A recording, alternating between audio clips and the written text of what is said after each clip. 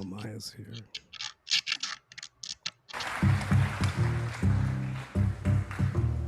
Does everybody see this? Yes? Trinice, thumbs up?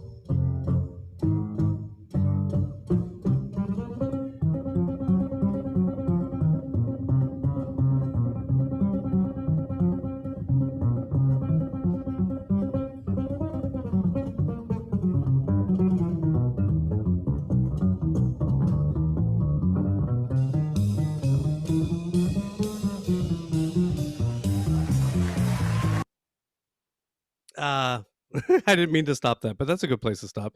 So that's some scary bass playing. So everybody, let's welcome Christian McBride. I don't think he needs any other introduction than that. Christian McBride, everybody. Yes. Yeah. Oh, well, thank you all very, very much. It's it's a real pleasure to have you here. And Great honor to be here. So, I don't want to be so much this is your life, but I think Princeton's program is an interesting program because we're not like a jazz conservatory. We don't have like a bachelor's in jazz studies.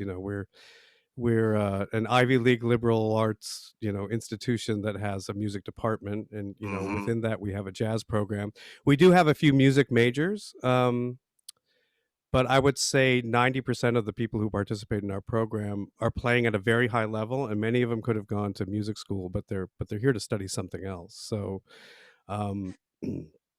so we have this kind of unique perspective on on what playing jazz and in 2020 actually means, and one of the great things I feel with my students is that we can have these larger conversations about what the music means and how it fits into our lives, in addition to hopefully being able to play giant steps in more than 2 keys, so but I almost I'm happy more with the former than the latter, really, if because we're kind of creating an audience and a continuing conversation for the living art form. So I think I first saw you playing with Betty Carter in the 90s at the Jazz Showcase in Chicago.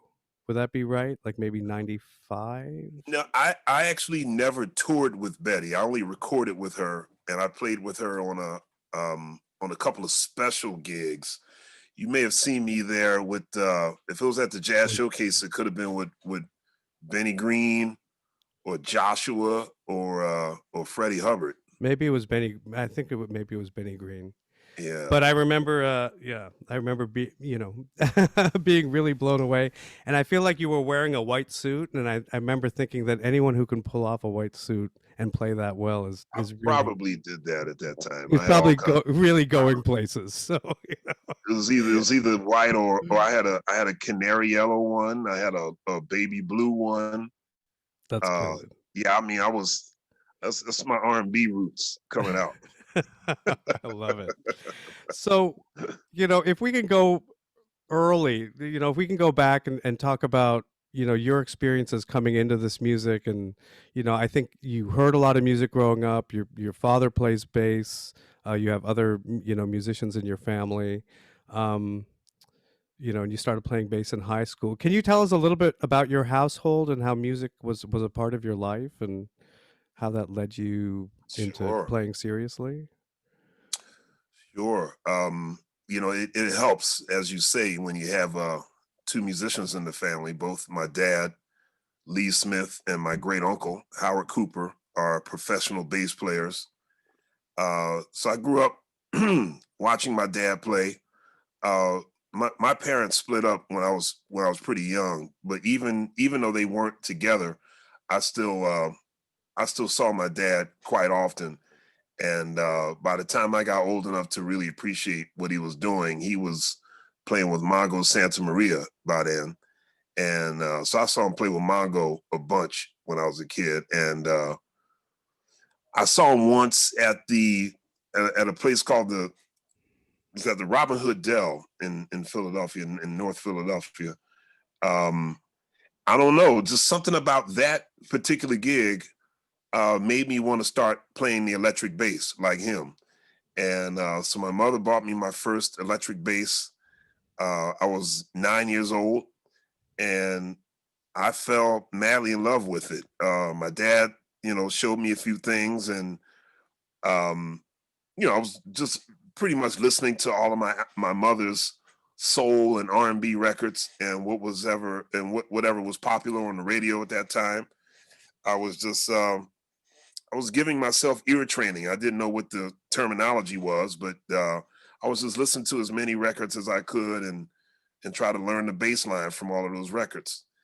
And my mother saw that I was getting very serious about it, and she said, "Well, it's time to send you to a school that has a music program so we can get you some training." And so and then I went to a middle school in Southwest Philadelphia. It was called Pepper Middle School, George Wharton Pepper Middle School. And that's when I started playing the acoustic bass. And I had my first private lessons and played in the orchestra. And interestingly enough, I actually didn't like playing the acoustic bass the first couple of months because I was already playing the electric bass. So 11-year-old logic says, well, why do you need to play two basses? You already play the bass guitar. You don't need to play the upright bass too. Um, but I begrudgingly played the acoustic bass because my my first instrument of choice to play in the school orchestra was actually the trombone. So I picked up the trombone and was pretty sad. And so the brass instructor said, "Well, I understand you play the electric bass." I said, "Yes." He said, "Well, you should play the double bass." And I was like, okay.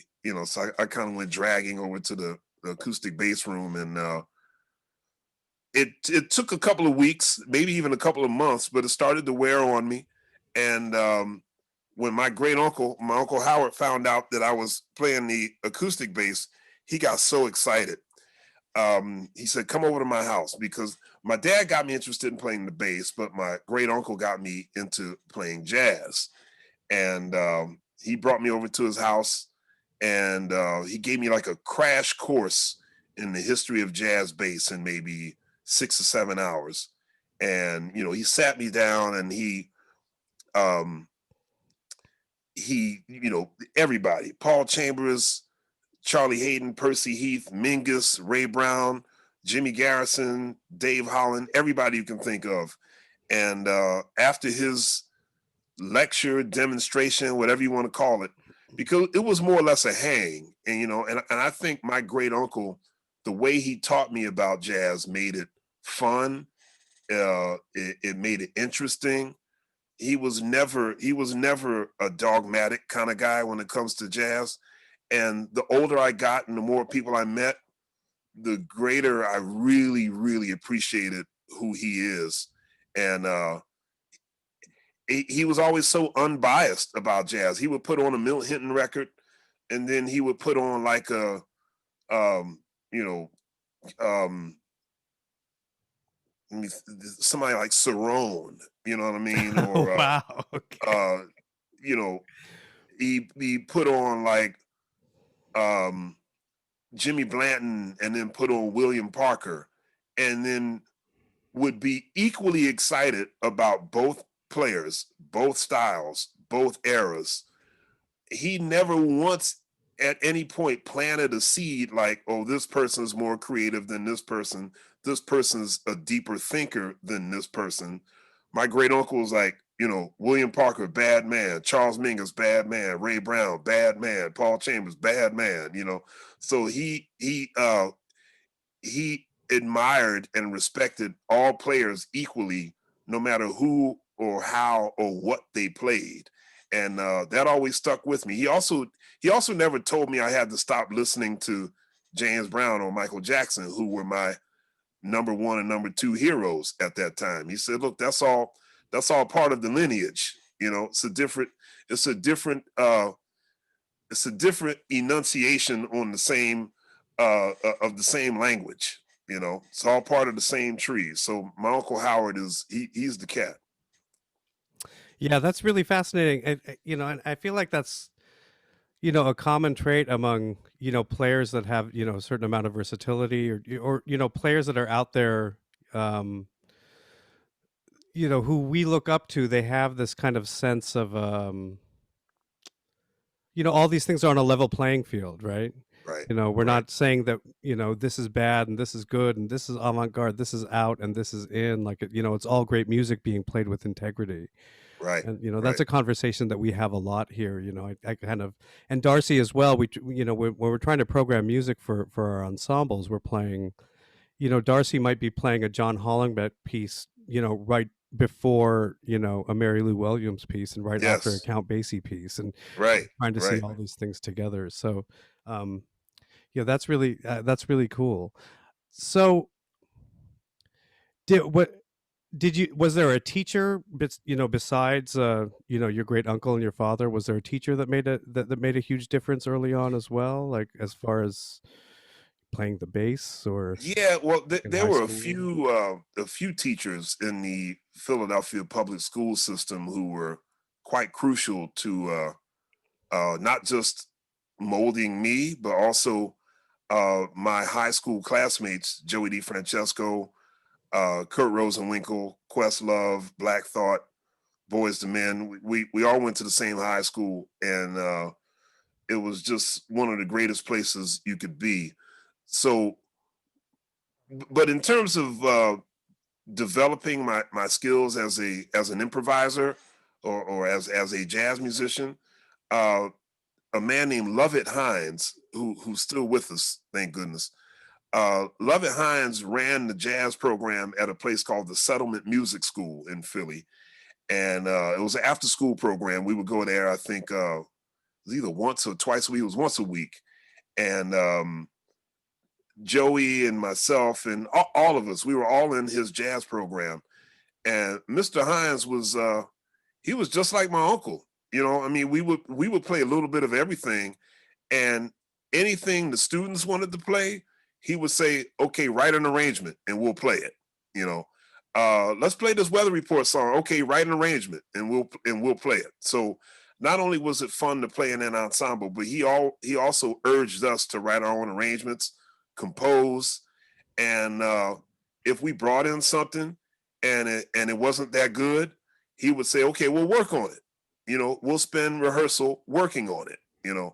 And so I think him being so wide open and really kind of letting us make our own mistakes, that was that was pretty powerful. And there were times, I mean, of course there were the basic, when you tell people that okay, he let us kind of be on our own, we made our own mistakes, that certainly didn't mean that he did not, he put us in our place if we weren't in tune or if it wasn't swinging, or if we were sight reading something the wrong way. So he was definitely all about you know as free as we were.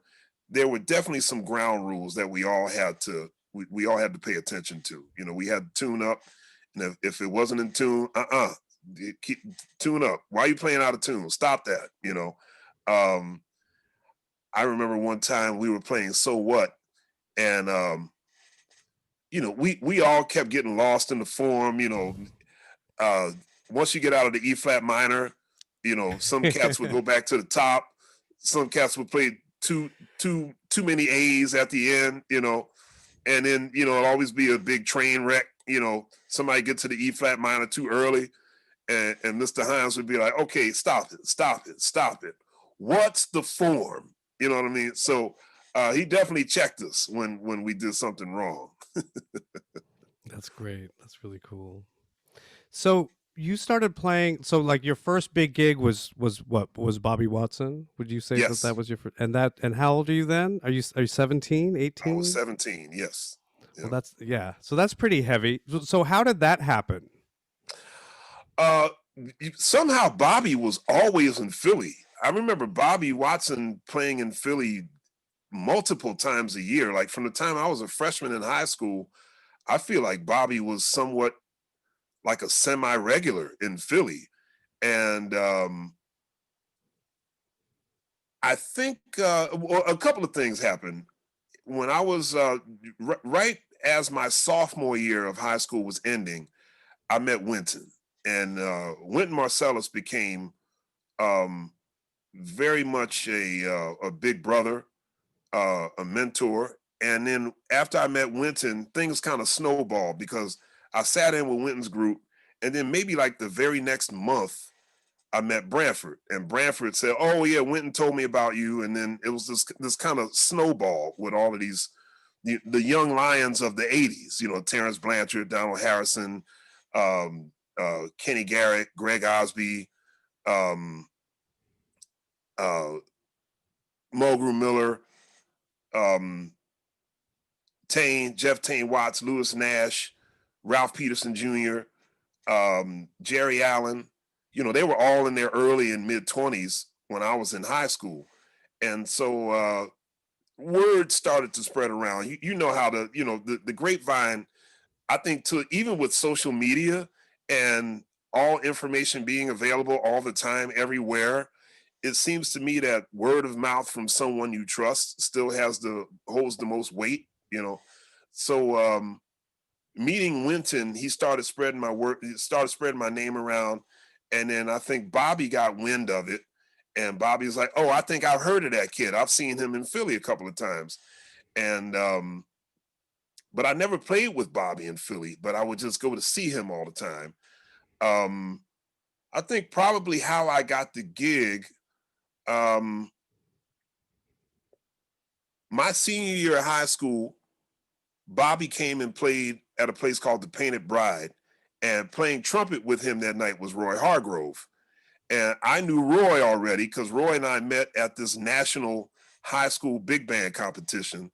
And so Roy and I were kind of hanging, and I think, it was just kind of things were just kind of being set up. And then once I moved to New York to go to Juilliard, um, I was only in school for maybe 2 weeks. And then Bobby tracked me down. He said, "Hey, I got this gig at Birdland this weekend. You want to make it?"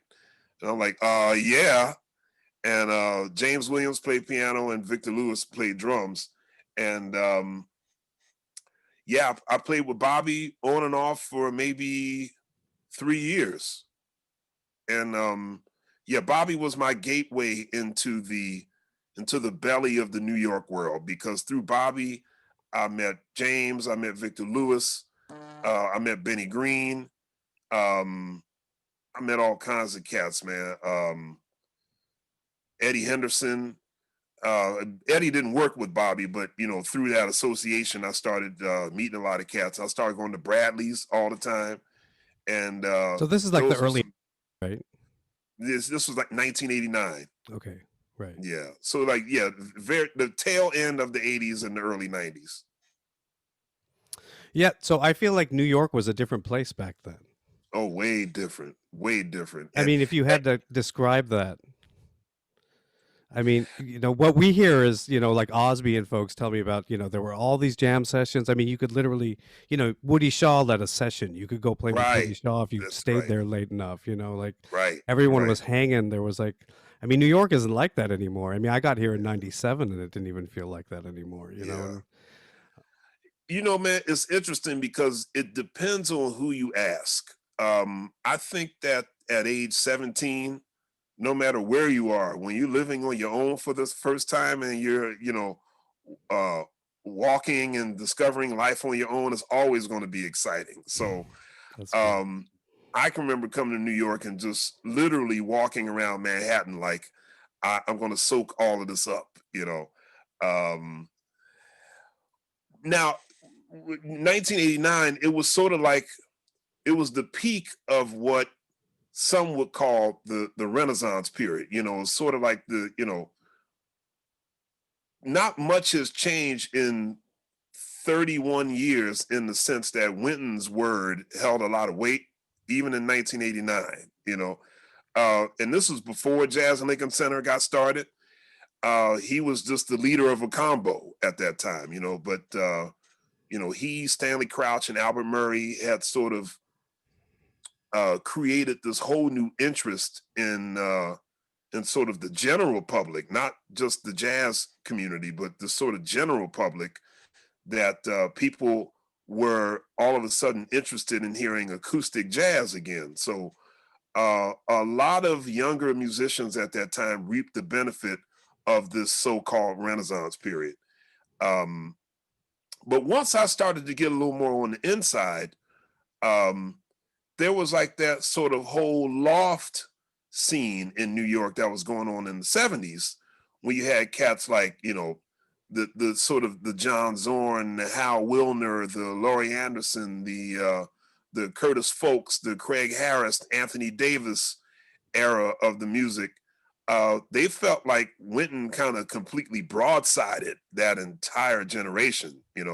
So they weren't very happy about the so-called Renaissance that was going on in the jazz world. But um, I've always tried to be I've always tried to stay neutral in the sense that I like hearing everybody's version. I got to hear both sides of every story and then draw my own conclusion. Um, and as much as I deeply loved and respected Wynton Marsalis and still do, I don't agree with everything he says or everything he believes in, but I don't think I have to still respect him and admire him. For everything he did for me and a whole generation of cats.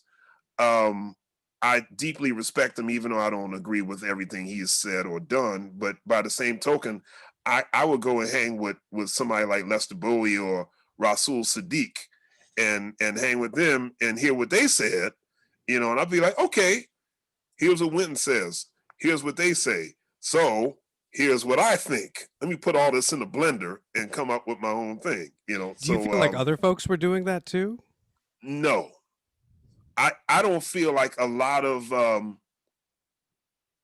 I don't feel like a lot of musicians in my generation did. They eventually did that, but they weren't doing that then Right. because um, it was interesting, man. Because a lot of record contracts were being given out at that time. So again, this was that little short period in history where there was this lightning in the bottle, where companies like Sony, Warner Brothers, RCA, Blue Note, they were giving cats uh, record deals. And so I think there were a small handful, well, I shouldn't say a small handful, there were a large group of us who were kind of hoping for that record deal. You know what I mean? And a lot of them got it. Whereas I was, I wanted to gig. I wanted to gig and I wanted information. My thought at age 17, 18, 19, 20 was I have nothing to say. I want to be around as many of the older cats as I can.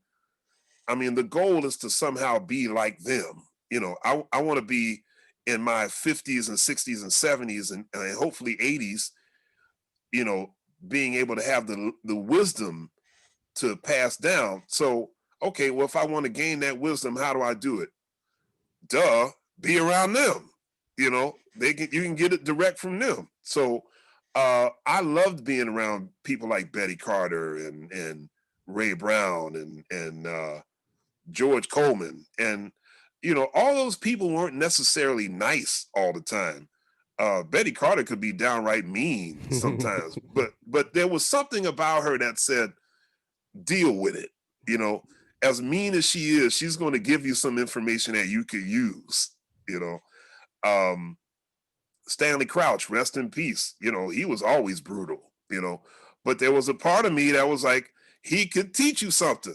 You don't know as much as he does, so you know, if he insults you, take it. You know, there might be something in that insult that you might learn from.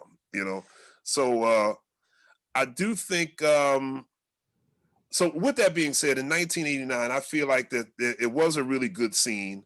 Um, I do think a lot of younger musicians tended to be a little more. I mean, I could be wrong about this, but this is kind of just what I'm gathering now. Uh, we had a little bit of a thicker skin, you know. Uh, people, older musicians all the time told us that we sucked. You need to practice. These people tell you you don't sound good, and they're right, you know. And so I just, you know, you go away with your tail between your legs and be like, hey, George Coleman said I sucked. I guess I better go shed, you know. Um, and there were a lot of places to go where a lot of older musicians and a lot of the up and coming cats could hang out together. The Vanguard was like that. Bradley's was definitely like that.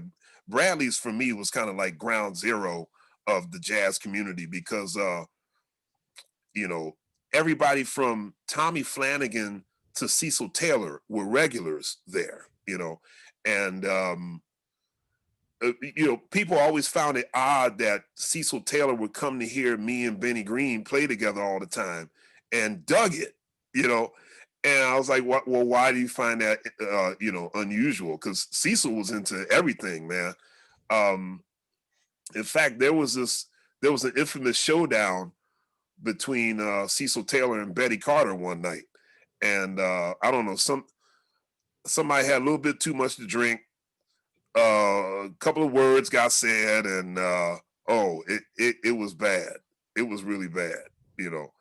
Um, but that kind of stuff happened on the regular at Bradley's. You know, lots of arguments, stylistic arguments about the scene, and you know, where's this music going? But when you see that argument happen between people like Kirk Lightsey and Ray Drummond and Gary Bartz and Stanley Crouch, you know, it's like you in a novel and you're like, Yeah, is that's this really really heavy. happening? You know, Yeah. and there's Betty Carter cussing all of them out, you know, and it's just like, man, this is the greatest thing in the world, you know. So sadly, Bradley's closed in '96.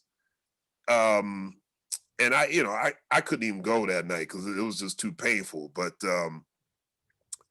the one person from my generation, I believe, who well, there might have been a couple of people, but Roy Hargrove in particular, he was always at Bradley's. I was always at Bradley's, but I always didn't have the guts to sit in. Roy always had the guts to sit in, no matter who was playing.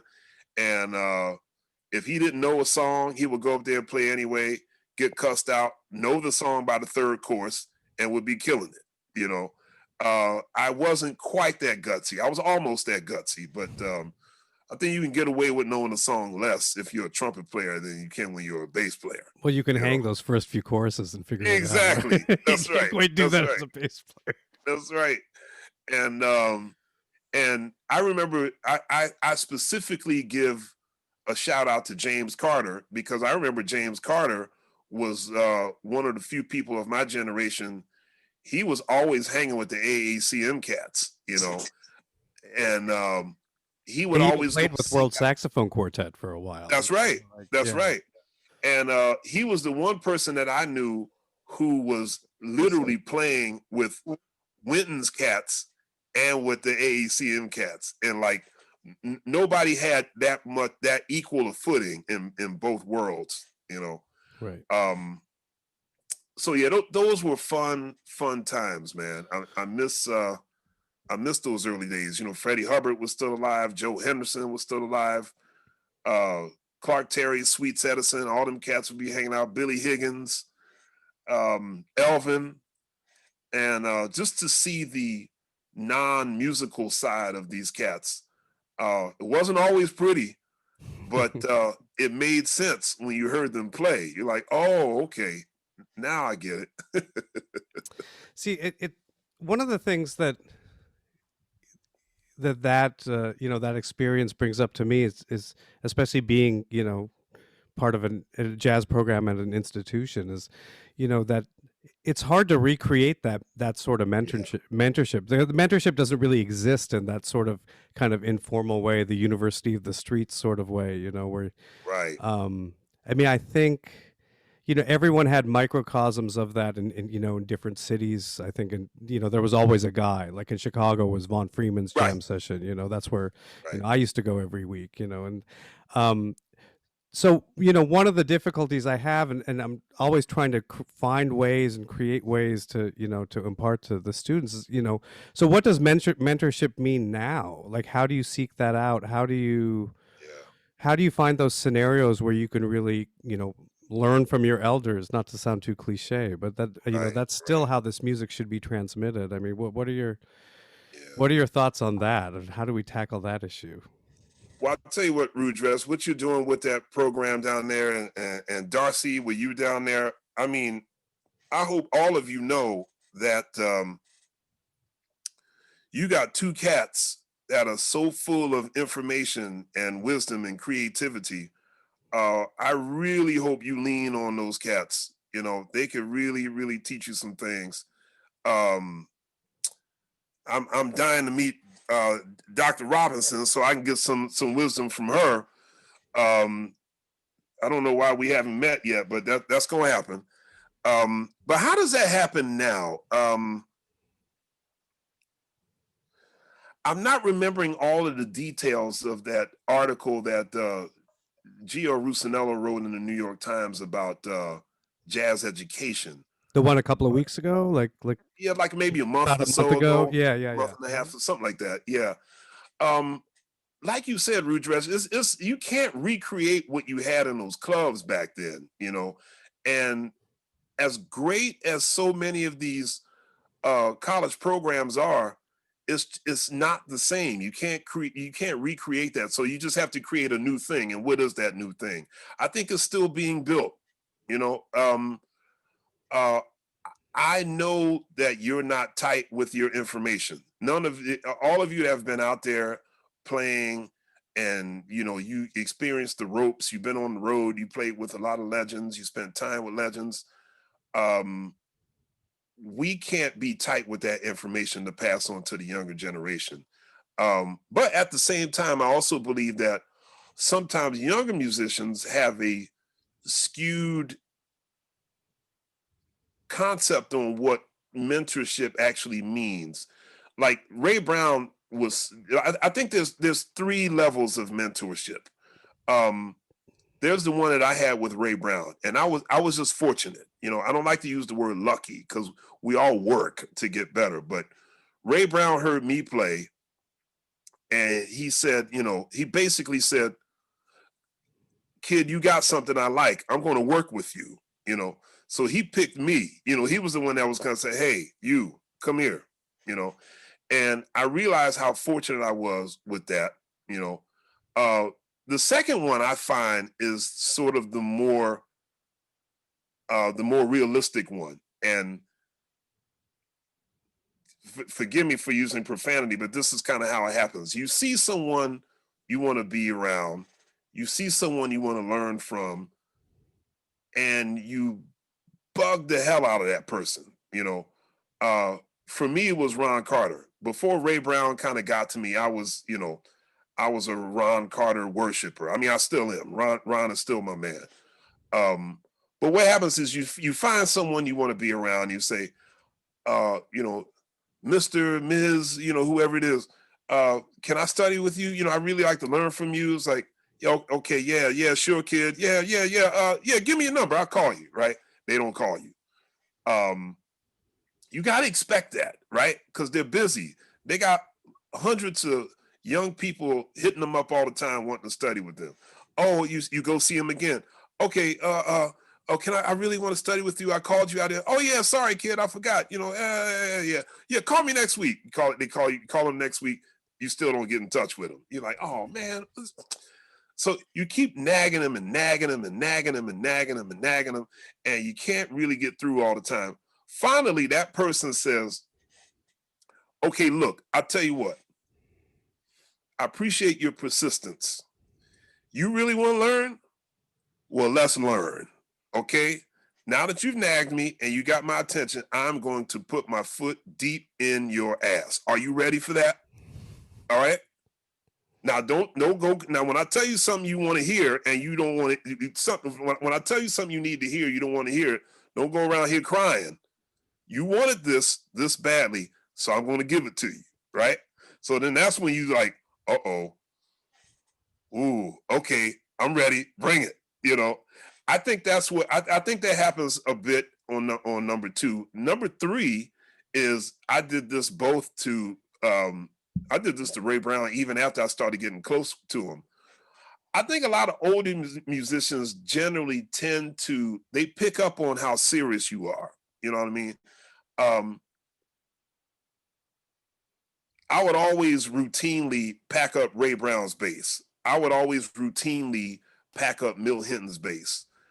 Just cause, first of all, they earned someone packing up their instrument, you know. But I would just run errands, you know. Um, Ray, can I get you something? And that would be Ray Drummond and Ray Brown. You know, I'd be at Bradley's. I was like, can I get you a drink? Um, is your car parked around the corner? I'll go get it for you. You know what I mean? It's like little stuff like that.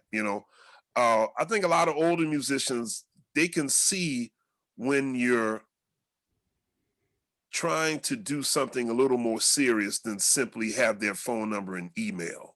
You know, um, and so with that, seek out somebody that you really like. You know what I mean? I say persistence always pays off. I really believe it always pays off. Um, even if that person says, look, kid, I said I don't have time for this, leave me alone. Give them a little breathing room for a few months and then gnaw at them again. I mean, don't get yourself cussed out or beat up, but I really believe that most cats really like to know younger musicians are really serious about information, you know. Yeah, that's great. And if they give it to you in a way that you don't want to hear it, don't be deterred. How bad do you want it? You know, Ron Carter was I can say it, it's on the public record. He was very mean to me for a long time. But I didn't care. I was like, look, I do have a little bit of self-pride. I mean, I wasn't going to take no insult, but when he gave me like get away, kid, you bug me, get away from me. I was like, okay, yes, I do bug you because you're Ron Carter, and but I wanted the information that bad, so it didn't bother me. It hurt when he would, he could be a little scathing from time to time, a little cold, a little cruel, but I was like, all right, I'm gonna take it and I'm gonna come back. Now, Ron and I besties, you know.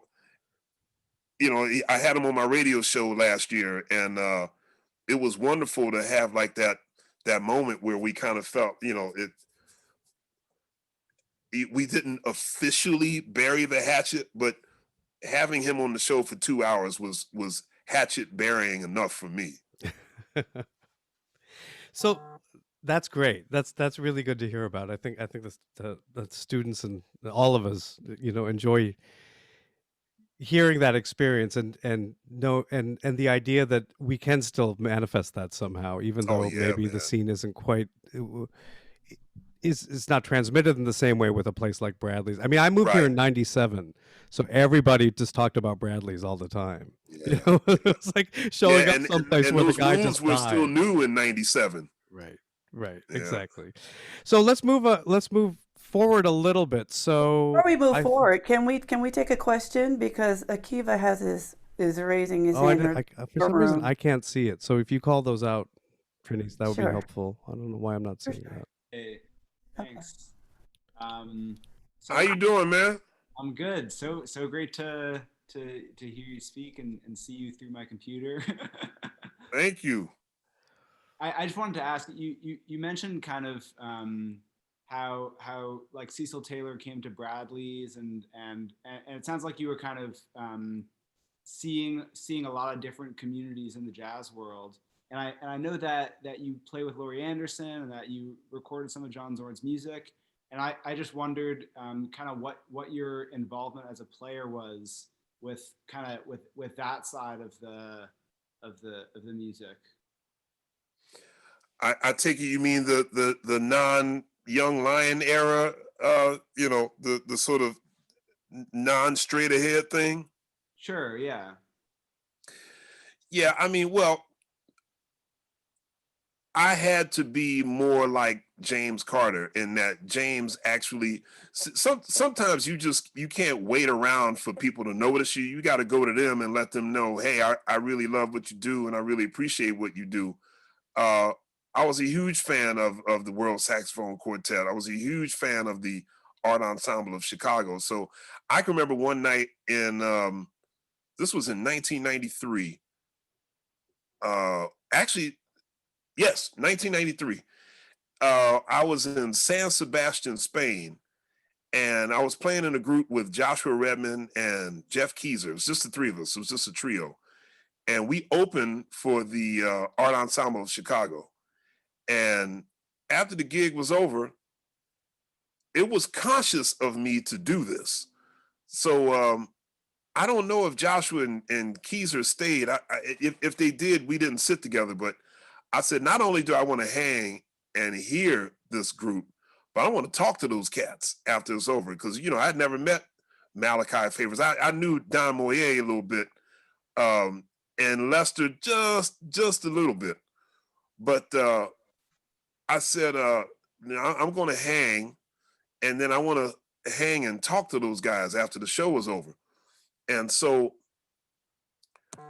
I deeply believe that most of those guys in the AACM, like the art ensemble, I think they were shocked that I hung, because, everybody starts thinking, everybody starts believing what they hear. They start believing in this image, and we're all guilty of that. Put somebody in a drawer, right? So I think when the set was over and Lester Bowie and all them cats, man, Roscoe Mitchell, and they all saw they all saw that I was still there. They were like, oh, you hung out, Mr. Marcellus Young Lion hung out, of course that could be my own paranoia. Maybe they weren't thinking that, but once I hung with Lester and told him how much I not only loved the art ensemble, but how much I loved his brass fantasy groups. I mean, he seemed really he was actually like pleasantly surprised that I knew all that stuff. I told Don Moyer, I said, Mr. Moyer, I don't know if you remember, I saw you in Philly with the Leaders, the group with Arthur Blythe and Chico Freeman and Cecil McBee. And so after the gig was over, and we're backstage talking. I knew this was going to happen, so I braced myself. So we're walking back to the hotel, and I'm flanked by Lester Bowie and like pretty much all of the cats in the group, and they were like, "Man," and they just started ripping Winton and the whole Jazz and Lincoln Center, like just that whole concept of what that was. And they said, man, we glad you ain't involved in that bullshit, man. And I'm just sitting there like,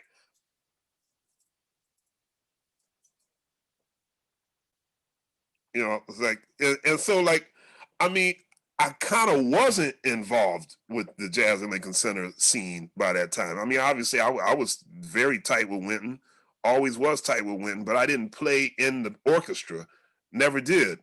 Um, But I mean, it was just, and the same thing with John Zorn. You know, the first time I met John Zorn, um, I told him, which was the truth. I said, "Man, I'm dying to play with you." You know, he was just like, "Really?"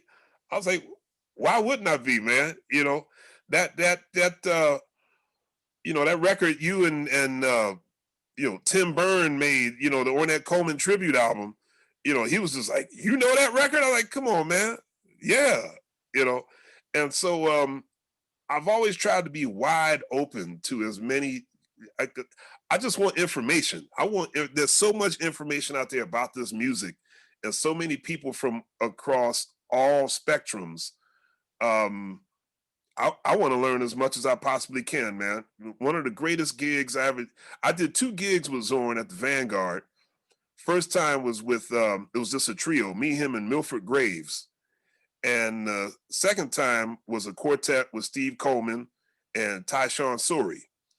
And both of those gigs were just like, man, it was so amazing. So but my opportunity to start playing with cats outside of, sort of the straight ahead world, that probably didn't start kicking in. I mean, it happened a little bit when I first moved to New York. I played with like uh Zuzan Khalid Fasto and Newman T. Baker. Um, and then it didn't really happen again until like, I don't know, probably in the last 10 to 15 years. But it's been a thrill, man, working with people like Laurie and John and Craig Taborn. We did a record together, and it's fun to get some info from other people. I have a question for you. Um, Yes, Doc. what do you think after all of these, the majority of people are coming out of academia? Right. So let's be a little brass. If you could, what is the most frustrating thing that you see from from musicians that are coming out of academia coming on to the professional scene? Like, is there a thing, if there is a thing, or is it more like, wow, you're fabulous, and I'm probably being facetious, but nonetheless, like, what is that thing, that when you might hear repeatedly, that you're just thinking, man, what is happening, that you sound blah, or you act blah, or you act whatever, like, fill in the blank. Yeah, yeah, yeah, yeah. Well, the truth of the matter is, I think most musicians under the age of 60 are a product of some jazz education, uh, you know, system, be it Berkeley or University of the Arts or USC. Uh, this music has been taught in universities since, I mean, Berkeley started in the late 50s, and it just started picking up steam, throughout the 60s, and by the 70s, and I found it kind of somewhat standard. I mean, I know John Clayton studied with Ray Brown at UCLA. Um, Stan Kenton had a summer big band camp, and like Oliver Nelson was one of the instructors. Um, I don't know if there's a particular thing I found with any sort of university trained musicians. It's really all about the person. I will say there was a it depends on the school, and it depends on what they focus on at that school. I can remember doing a gig with this particular player. I can't call no names, but we were doing a gig, and we had to play Sophisticated Lady. Yeah, we had to play an Ellington medley. We had to play like Sophisticated Lady, I think Prelude to a Kiss, and maybe Satin Doll. Now, at least from my vantage point, I didn't need school to learn those songs. Like I knew those songs growing up in Philly because a lot of older cats in town played those songs.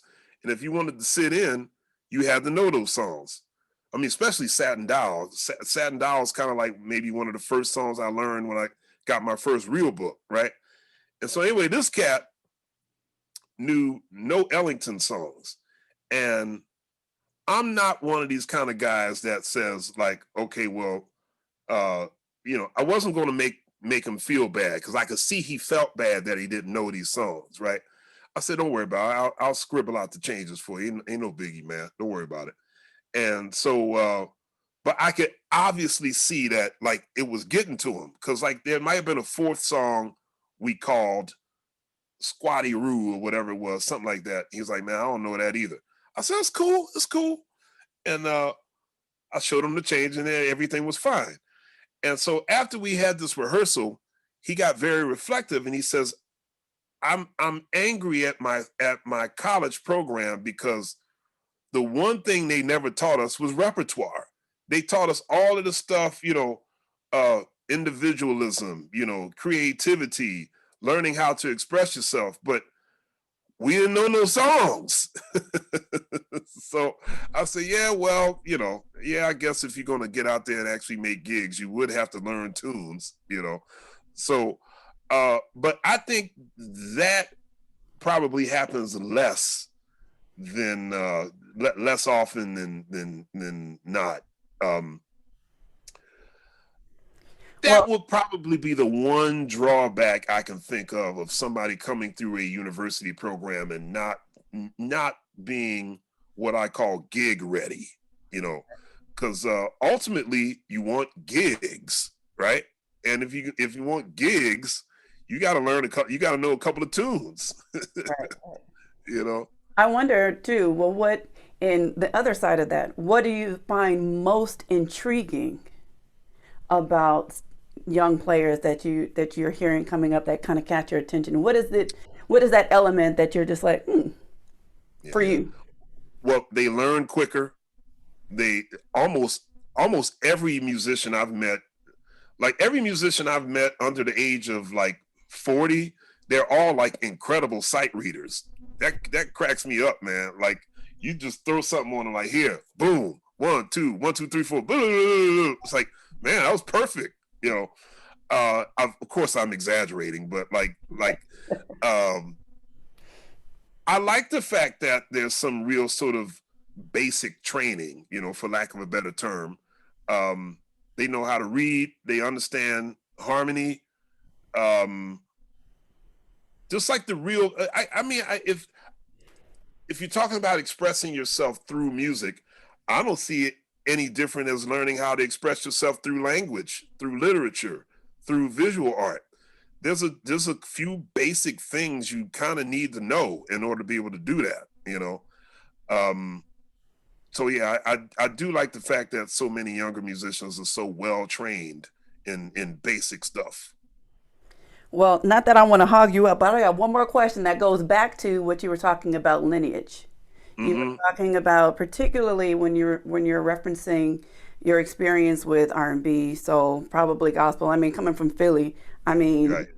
what is not the soundscape, you know, and how do you think, particularly again, coming with most people coming through academia, or maybe people not being around all of the different aspects of that dialect, how important, or if it is, or is it just something different?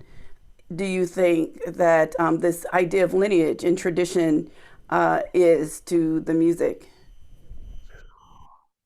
Uh, well, I thought about this not that long ago. Like,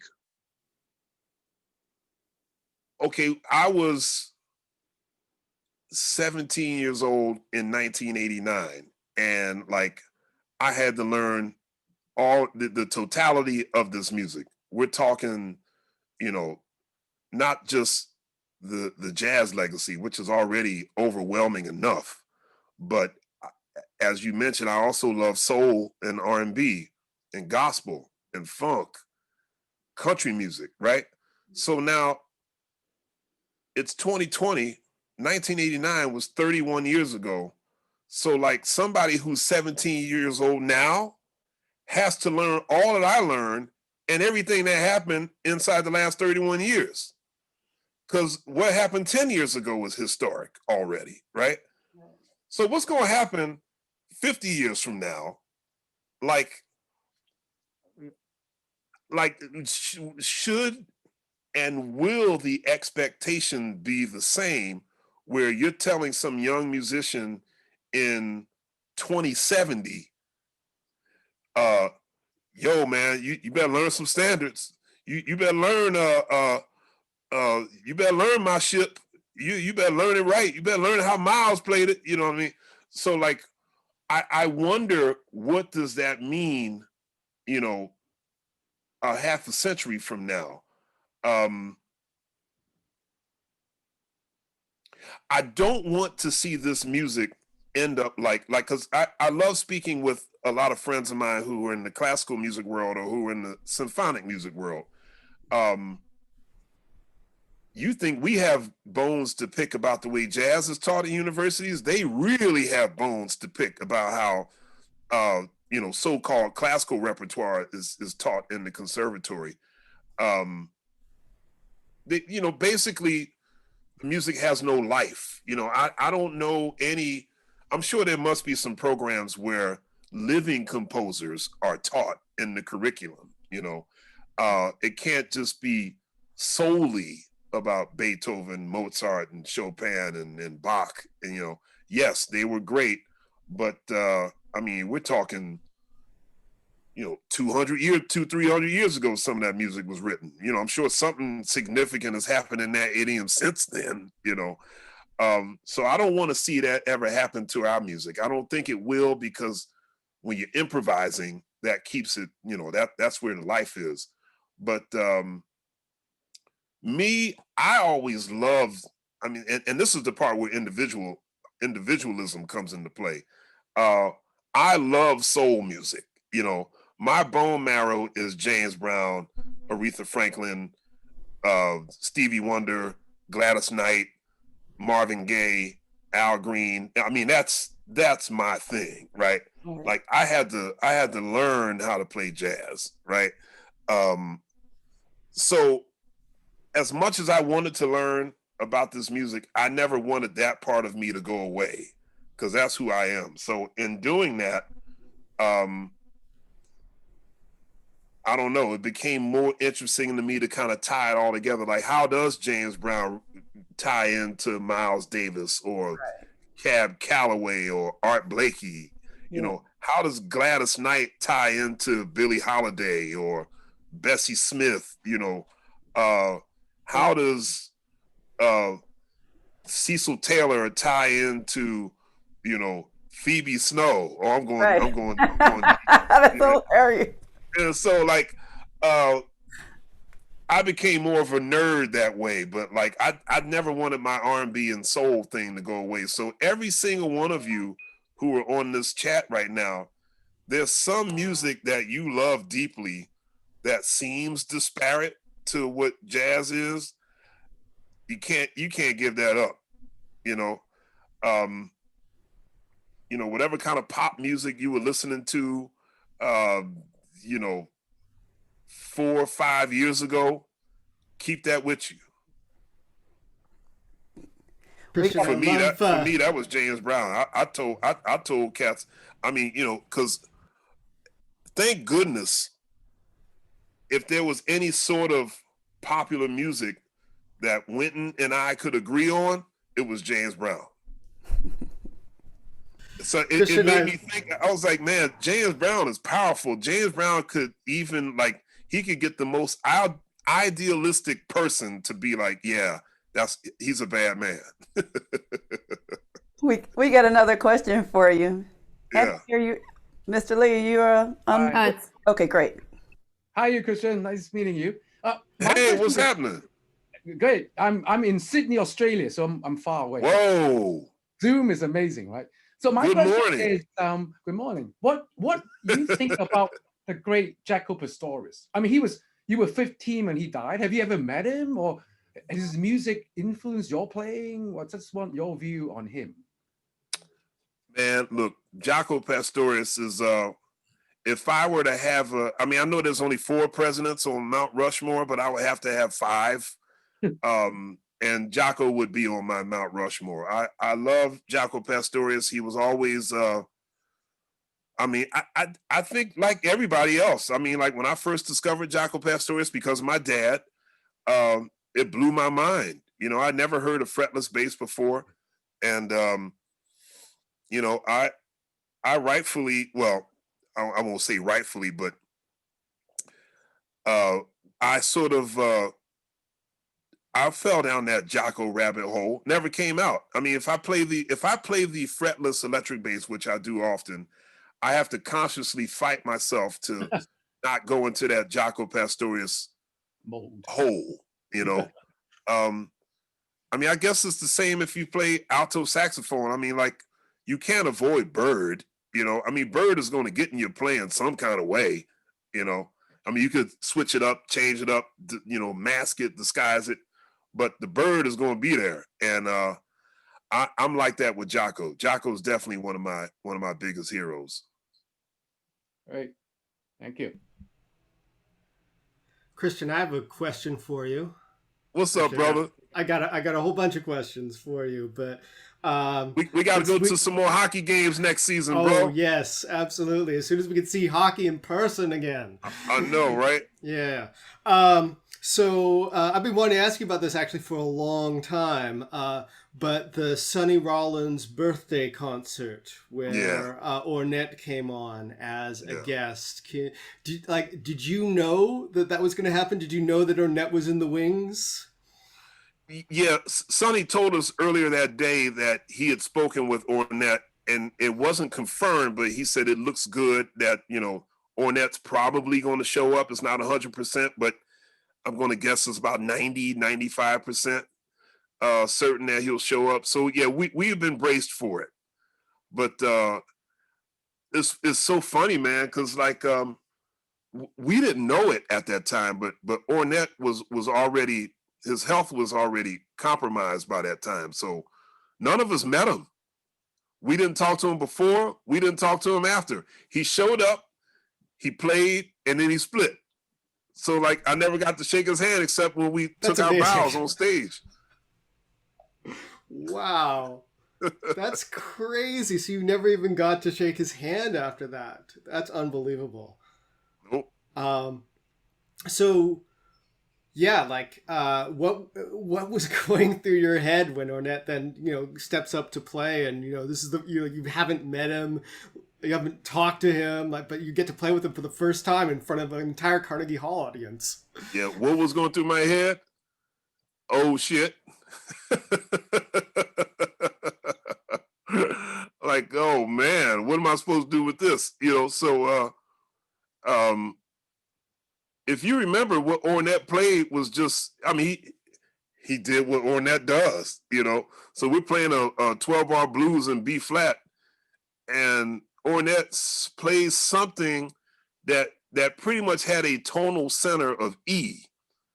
And I remember thinking like, all right, I have no help. There's no piano here. So do I follow Ornette?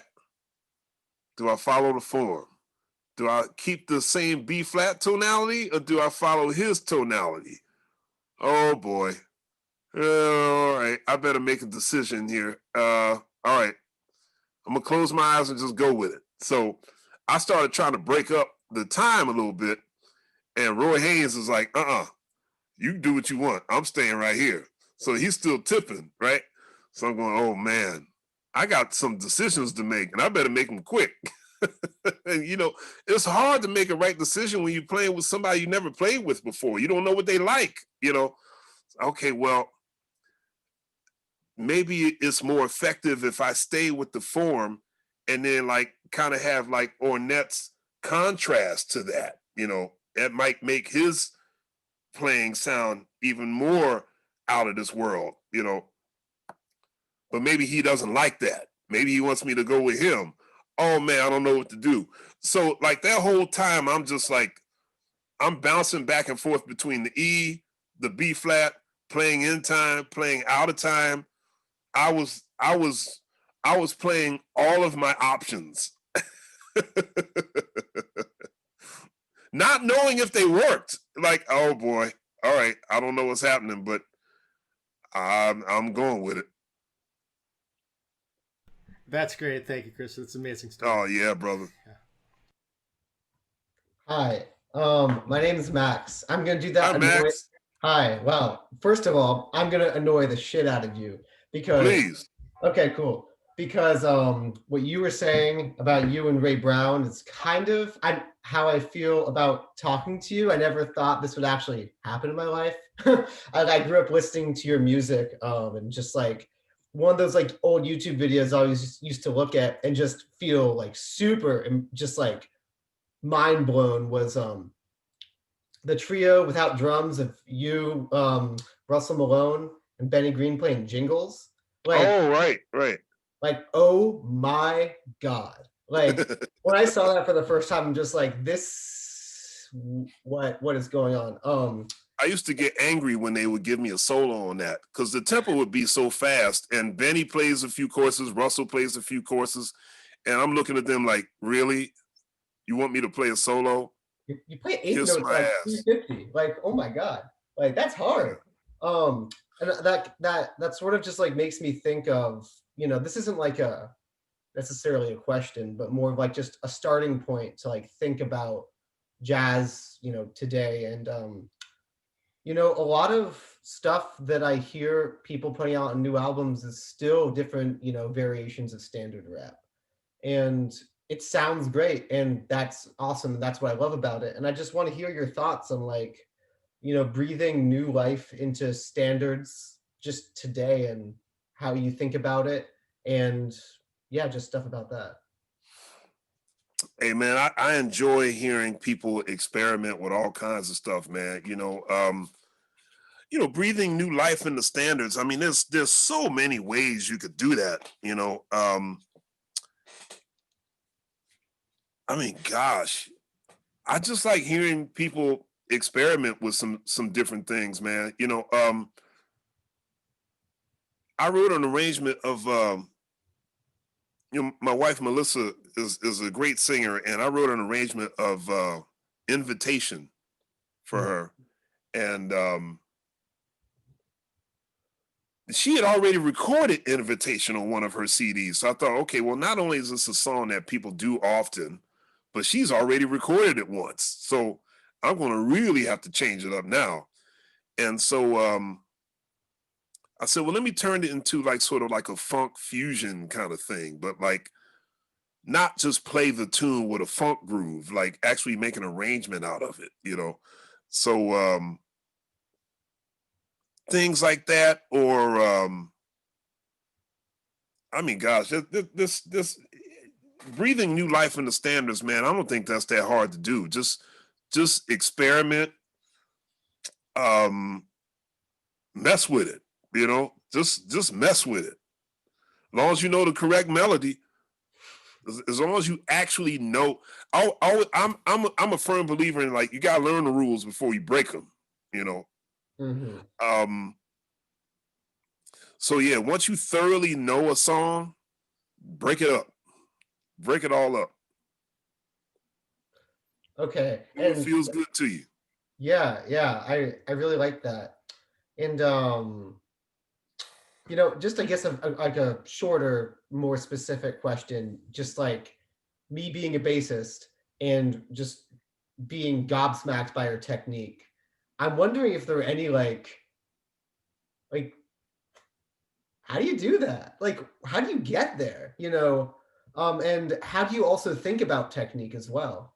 Like, what I'm talking about, like, is sort of, well, I mean, I guess like the really, like, not only the virtuosic fast stuff, but also just like the clockwork. Well, thank you for that.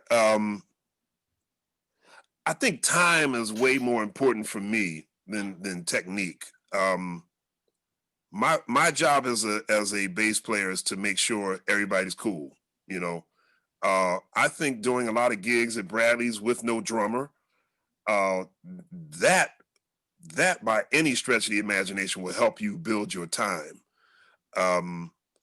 because you now have to be the bass player and the drummer. So I think doing a lot of gigs without a drummer really helped me develop my time. I'm actually not opposed to a metronome. I'm pro metronome. I know some cats don't like it, and that's fine. It's all in how you use it. I used to do this. I mean, I still do it. I don't do it nearly as much as I used to, and I probably should dust this exercise off. But if you take a metronome and you put it at like 60, like a real slow tempo, well, you probably wouldn't want to start at 60. You wouldn't eventually would want to get to 60. Put it at somewhere like 80. You have the light and the clicker on, right?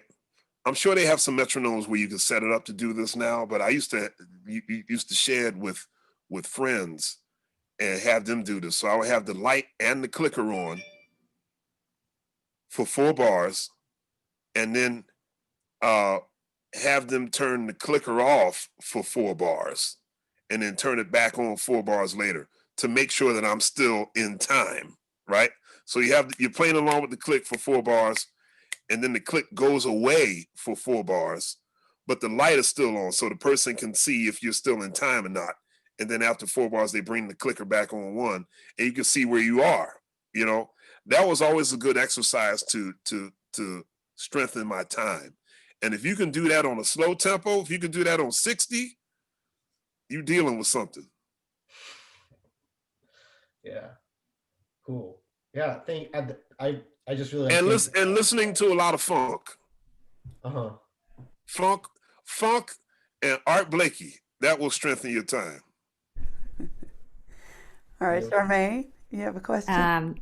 Hey, Mr. McBride, it's really Charmaine great Lee, to interact with class you. of 14. What's up? I've been, my neck like hurts from nodding so much in this session. I really love the way you think, and I love your openness and willingness to see through perceived boundaries. And I feel a really deep connection with this and on my own attitudes towards music, as thinking it from a more sort of ontological approach. But I did graduate Princeton in 2014, and I ended up going to the New England Conservatory, and I studied with a great guitarist, Joe Morris, and I became really deep into a form and method of improvised music, and developed a personal language that was sort of a synthesis of a wide variety of musics, and results in the use of a lot of extended vocal technique. But you know, given the limitations of my instrument, which is essentially a single line instrument, and I'm ignoring the likes of Layla Hathaway and the people who literally can produce like multiple sounds at once. My sort of obsession has been a lot with polyphony, and sort of trying to achieve, and in that process, discovering that in the illusion of a polyphony results in something quite beautiful. And the ways that I try to achieve that through just vocal technique and also microphone placement. I usually have a contact microphone on my throat, so it sort of picks up multiple areas of my voice. And I was just curious what your relationship is to that concept on your instrument, and what are the ways that you negotiate that? Well, see, you wow, you put something on me there. So you do throat singing? I wouldn't say it's like Tuvan throat style singing, but I use sort of techniques that maybe would overlap with that, in terms of like ingressive, or kind of using your throat in specific ways that kind of would overlap with some of those techniques. Yeah. I mean, I enjoy hearing. I don't know if I've ever tried to. I don't know if I've ever tried to achieve polyphony on my. I mean, I also have. Well, I mean, I don't really have a single line instrument. I mean, I could play chords and, you know, double and triple stops if I wanted to. It's a physical challenge, but it can be done.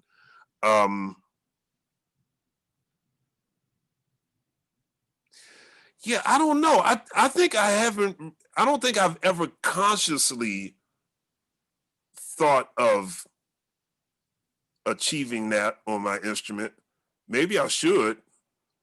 Probably would be a good thing to think about. Well, you could think about it maybe through the lens of counterpoint or something like that. Yeah, right? exactly. I mean, I've heard Mingus do some things that were pretty crazy. You know, like he'll play like a. Hold on a second. I'm gonna show you. Awesome.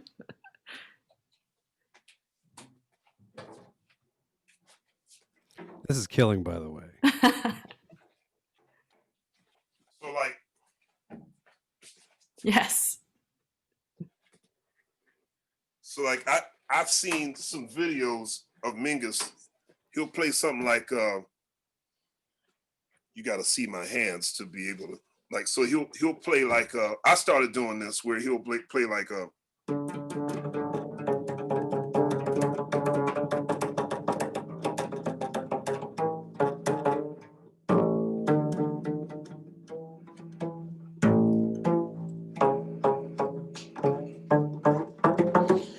Like, you know, he'll like put the, you know.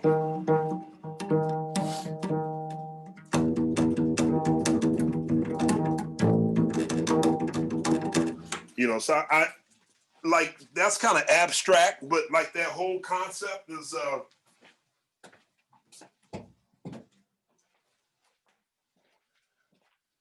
that's certainly something I've tried to incorporate in my playing, you know, particularly if I'm playing free, you know, or something abstract. But I would love to hear you do that. Yeah. I can send you some Where stuff. do you live? I'm in New York. Oh, all right. All right. Well, I got your name and number now, so next time I hear you, I want to hear you do this thing with that microphone around your throat. That sounds good. I like around your throat. It's not just like straight. Yeah, right. Rohit, your turn. Wait, just real quick before Rohit. So, Kristen, have you know Mark Dresser? Absolutely. Yep. So have you seen Mark had this bass built that has pickups? Yes. Has a bunch of pickups through the fingerboard. So when he's doing something similar to what you're doing, it can actually pick up all the harmonics. Right. And then he has pedals that he can actually mix the pickups. So it's pretty deep. I'll find a video of that. You might. Yes, please. Sorry, Rohit, go ahead. That's cool. Yeah. Well, you were talking earlier about like how expressing yourself through jazz and music isn't too different from other mediums. So this is kind of a personal question based on that. So like when you talk about expressing yourself, what personally do you think you're expressing? Like what story, I guess, do you think you're telling when you take a solo? I don't think I'm conscious of it, you know. When improvising, you're supposed to be in the moment, right? So very few times have I ever thought like 8 bars ahead and say my opening line is going to be this, you know. The reason why I don't do that anymore is because usually right when it gets to my solo, somebody plays something that completely derails my idea, right? In order for me to play what I was thinking, I needed this to happen. That didn't happen. Oh, well, let me just do what I'm supposed to do and just improvise. So, I mean, I don't know. I don't know what my story is oftentimes. I do think in terms of, the only thing I'm conscious of, I do think I'm trying to figure out what my out is. I do kind of think of head like I want my solo to have an end. There has to be an end to the story, or at least to this chapter, you know.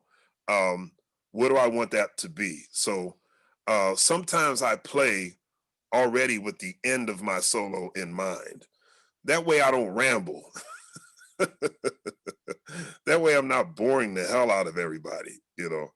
And that's easy to do, I think, on bass solos. I never wanted to be that guy. What do you play, Rohit? I'm a guitarist. Nice. Yeah. All right. Yeah. And where do you live? I'm from Brooklyn, New York. Yeah, no, I was sort of just wondering, like, I guess not even on a musical level, but like what do you get out, like personally, what do you get out of like expressing yourself through music? Like what what do you put out there, I guess emotionally? Oh man, well, I mean, as human beings, we are vibrations. Um, we're we're molecules of energy. So uh, the joy in expressing myself is to be able to hopefully give you some good energy that you can use to make the world a better place, you know, so you can feel better about yourself. Because if you feel good about yourself, you can make the rest of the world feel good about themselves, you know. So whatever that means, that's the joy I get out of playing music. You know, I love being in that groove, that utopian world where, or like that, you know, that euphoria where like, you know, something great is really happening right now through our instruments. We're all talking, we're all communicating, we're all agreeing on something. And I think that's not only a great feeling for the musicians, but that's a great feeling for the listener. And that person can't be upset at that moment, you know. Or if you play something that's sad or something that's heartbreaking, um, I even think sometimes in heartbreak, like you hear a song that's just so beautiful it makes you cry. Yeah, You definitely. can get something out of that. You know what I mean? Um, I remember when I was a teenager, there were certain songs I couldn't listen to because they would make me too emotional. You know, they would make me think of like, you know, some girl that wouldn't dance with me or something like that, and then I get mad. You know, um, but even as I got older, those songs now just make me get something else out. I gotta I gotta tell the truth. I mean, even at age, I mean, I'm 48 now. Certain songs tap into that emotion that you had when you first heard the song. It never goes away, you know. Like I can't ever hear Purple Rain and not for a split second be 12 years old again, you know. And then after like 5 seconds, I'm back to being 48. But there's something about that initial emotion that always remains, you know. Like there's a song by DeBarge called All This Love. And that song makes me mad because we had a junior high school dance. I'm sorry, elementary school dance. We had an elementary school dance, and that song came on, and it was the last song of the night. And so, like, think of the hook of the song. All this love is waiting for you. Nobody would dance with me at the party that night. So I'm thinking, okay, well, all this love is waiting for you obviously doesn't apply to me, right? Because nobody wants to dance with me. So, like, I hear all this love and I get angry. Like, I become 10 years old all over again. You know, I'm just, you know, it's just like all them girls that were at the dance that night wouldn't dance with me. It's like, you know, forget y'all, you know. So then like I have to be like, okay, Christian, you're not 10 anymore. You're not in elementary school. All those girls are grown up now. You can relax, you know. So yeah, all of that when you know that emotion, that place you are when you make music and when you hear music, uh, it does things to you, you know. So that's the joy. That's the joy. Although I feel bad that I'm sure El DeBarge did not mean for that song to have such a negative effect on me. I'm so sorry you had to go through that when you were 10. You know, it happens. We you don't earn your first stripe as a human being until you've had your heart broken. Can I ask? I have a question I've been sitting on for like years now. Yeah, what you got? I've noticed with your right hand technique, you got kind of this sort of thing going on, Mm-hmm. like a hook. and you don't have a lot of movement in your arm. And I'm always thinking about kind of different traditions of how bassists have used their right hand. Like there's the whole, you know, like one finger thing that Charlie Hayden and James Jamerson did, and right, and Pops Foster had that thing. And I just wonder, I kind of assume that this comes from Ray Brown, but I wonder kind of how you see that lineage and how you think of your technique, of that technique kind of in the tradition of bass playing. Well, you get 100 bass players in a room, every single one of them has a different right hand technique. I think right hand technique is really thoroughly about what makes what feels comfortable to you. I grew up, like I said, I was a big Ron Carter lifer. You know, I saw Ron Carter play so much. I tried to adapt his technique because I wanted to sound like Ron Carter. But I mean, my hands are not, I'm not built like Ron Carter, so it didn't work for me. You know, I tried, but it didn't work. And I saw Ray Brown play live, and I went, now that's it. You know, just something about the sound he got out of his bass, just everything about the way he played, that groove. And, you know, Ray pretty much played one finger, you know. So I try to play like that most of the time, but I sometimes see pictures of myself or I see that video. I'm not always playing like that, you know. And I realize it's because I'm doing what makes me feel comfortable in that moment. So I would say, particularly to any bass player, you find what's comfortable for you. You look at something that you like, you try it out. If it works for you, stick with it. If not, you will eventually find something that works for your hand shape, your body type. Because obviously it's a physical instrument, so you got to be comfortable, you know. So just experiment. Find what feels comfortable to you and stick with that. Christian, I wanna get to talking about, you know, your first experience with record labels and band leading, and the band leading you've done consequently, like, you know, led all sorts of different groups.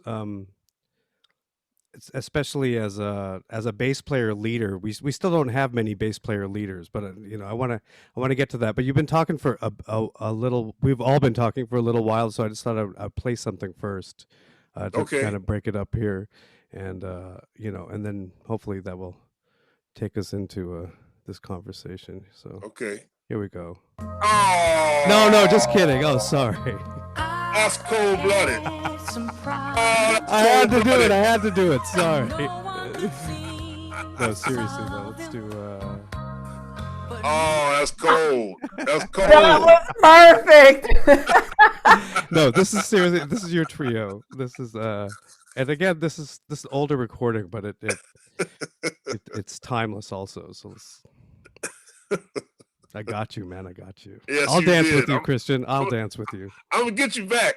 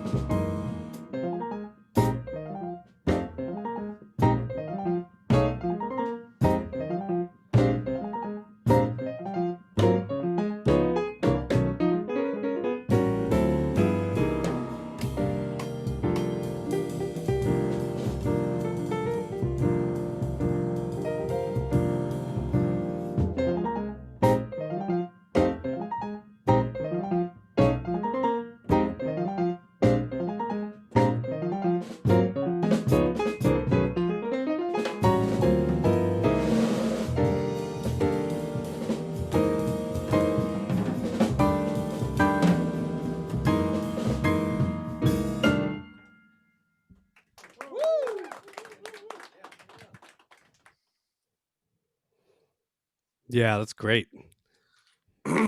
So that's your trio.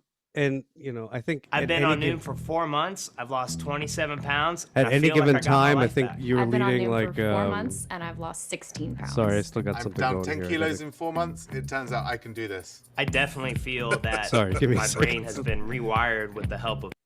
And I definitely feel like I gained all of that pounds Yeah, in right, COVID. exactly. So- Tell me about it. Christian, you didn't even have to get Rudresh back.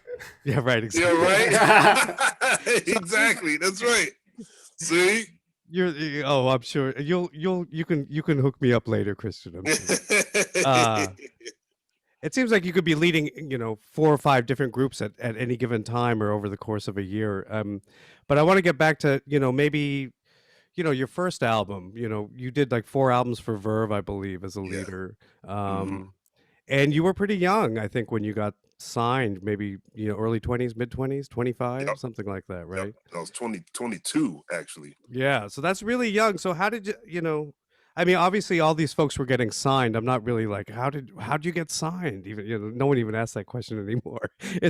But I think Yeah, right. it's more like, as a leader, did you feel ready to lead? Did you feel like you had a voice as a composer? Like how did you feel about being in that position? And the reason I ask that is that now there's such an emphasis of like, everybody has composer in their title, Yes, right. and everyone feels obligated to release a CD of original music, their first year out of their undergrad. It's like this kind of preordained path of things we're supposed to do, and I feel like a lot of these folks don't have a voice as a composer yet, and so how was that for you? How was that experience for you, and how did you kind of keep yourself in check, and how did you negotiate all of that? Yeah, man. Thanks for asking. Even though I was only 22, I was pretty much, I think I was the last one out of all of my contemporaries that got signed. 1994, when I got signed to Verve, Roy Hargrove already had, I think, 3 albums out. Joshua Redman had 3. James Carter had a couple of. Mark Whitfield had a couple. Antonio Hart had a few. So James Carter had a few. So I pretty much was the last one left. So everybody was like, well, McBride, when you going to get a record? I was like, well, I really was in no hurry. I think Brad Meldau recorded his first solo CD, I think, the year before me, or maybe that was also in 94. I think that was also in 94. Jeff Keezer had a couple of CDs out, Stephen Scott. So yeah, I was in no hurry. I was busy gigging with other people and enjoying it, I didn't feel any particular need to release a CD because I thought I had anything worthy to say as a composer. But I knew that it was inevitable that somebody was going to come around, because it was kind of like, McBride, when you going to make one? McBride, when you going to make one? So I was just buying time. And Warner Brothers was hot as firecrackers at that time, because they had Joshua Redman, they had Kenny Garrett, they were about to get Pat Metheny, they had signed Meldau to a solo deal. So I think basically what was happening is kind of what has always happened in the history of jazz. You get a band that turns out to be popular. In this case, it was Joshua Redman's quartet. And then like everybody signs a solo deal, So Warner Brothers had Joshua. Warner Brothers was had signed Brad. And so they said, okay, Christian, we like to sign you to Warner Brothers. And just before I was about to ink the deal with Warner Brothers, Verve Records called and said, no, I'm sorry. I got an offer to come and speak to Bruce Lundvall up at Blue Note. And they had an offer, but they said, well, if you make an album, we'd like for you to do this. And they had something very specific that they wanted me to do, which wasn't a bad idea, but I had some music of my own that I wanted to record, and I didn't necessarily want to do what they wanted me to do. So I passed on that. Same thing with Sony. Dr. George Butler was running the jazz division at Sony then. He said, well, if you come to Sony, we want you to do this. We'd like for you to do that. And I said, not bad, but no. I don't know what it was about Warner Brothers. I just, I kind of, I was going to go there, but I was just like, I don't know. Then Verve called, and my manager at that time, Marianne Topper, Richard Seidel, who was the vice president of A&R, he said, hey, I just want to congratulate you guys. I heard Christian signed to Warner Brothers. It's a shame we didn't get in there in time. And Marianne said, well, we actually never signed the deal yet. And Richard said, well, get up here right away. Cool. And so we go up to Verve, and I loved everything about Verve at that time, because Verve not only had the young cats, not only did they have Roy Hargrove and they had Stephen Scott, but they also had Betty Carter. They had Joe Henderson. They had Abby Lincoln. They had Shirley Horn.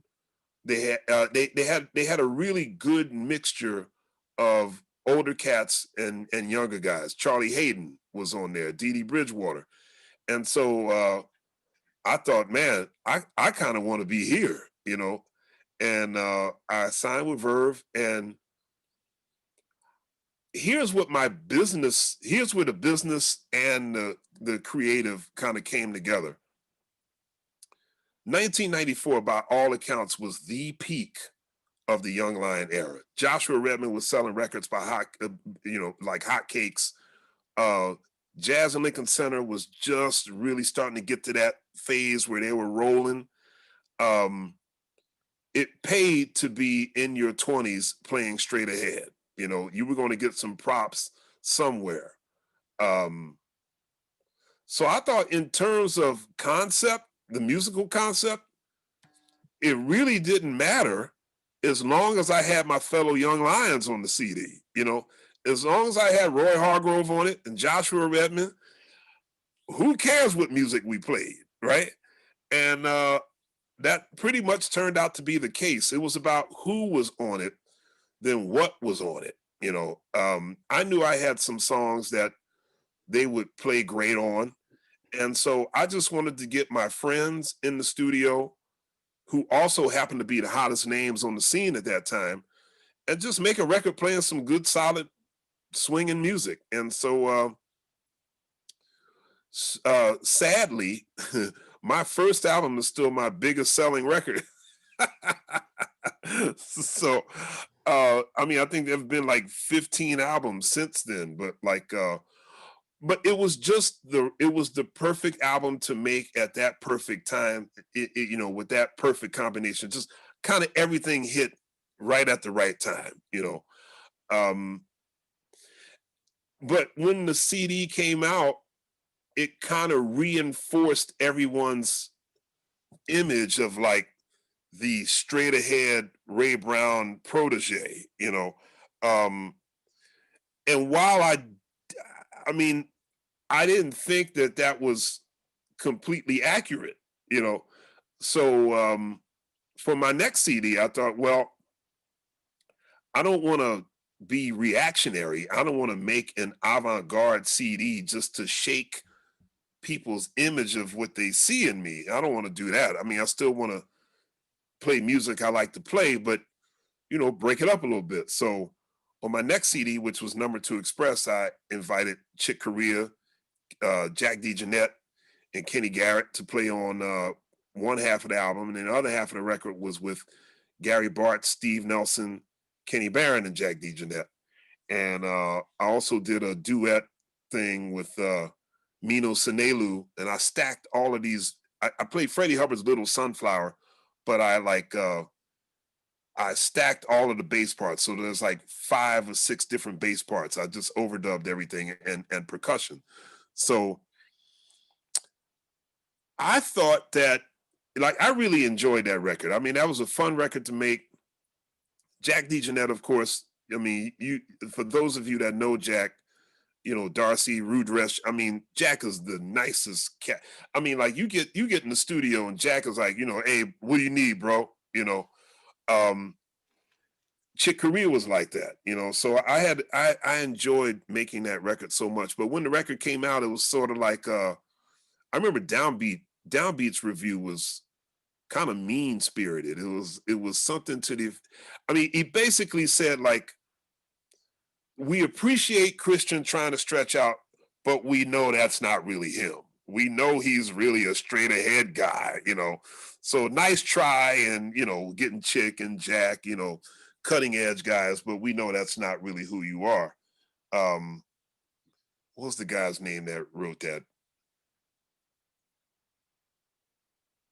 I put his name out of my head, but Crouch. No, it wasn't Crouch. No, Crouch probably dug you. Crouch actually liked it. Crouch, I saved a voicemail from Stanley Crouch when Number 2 Express came out. Now the third record is when I turned the corner. I wanted to play electric bass. I wanted to get into something a little more funky. I just wanted to do something different. And so that's when Verve started getting a little nervous. They were like, well, what do you mean different? Like, you know, is this not going to be a straight ahead album? I said, well, it's going to be straight ahead-ish, you know. And they're like, well, you know, what do you mean by that? You know, like, man, I don't know, you know. And it frustrated me that these big companies, they always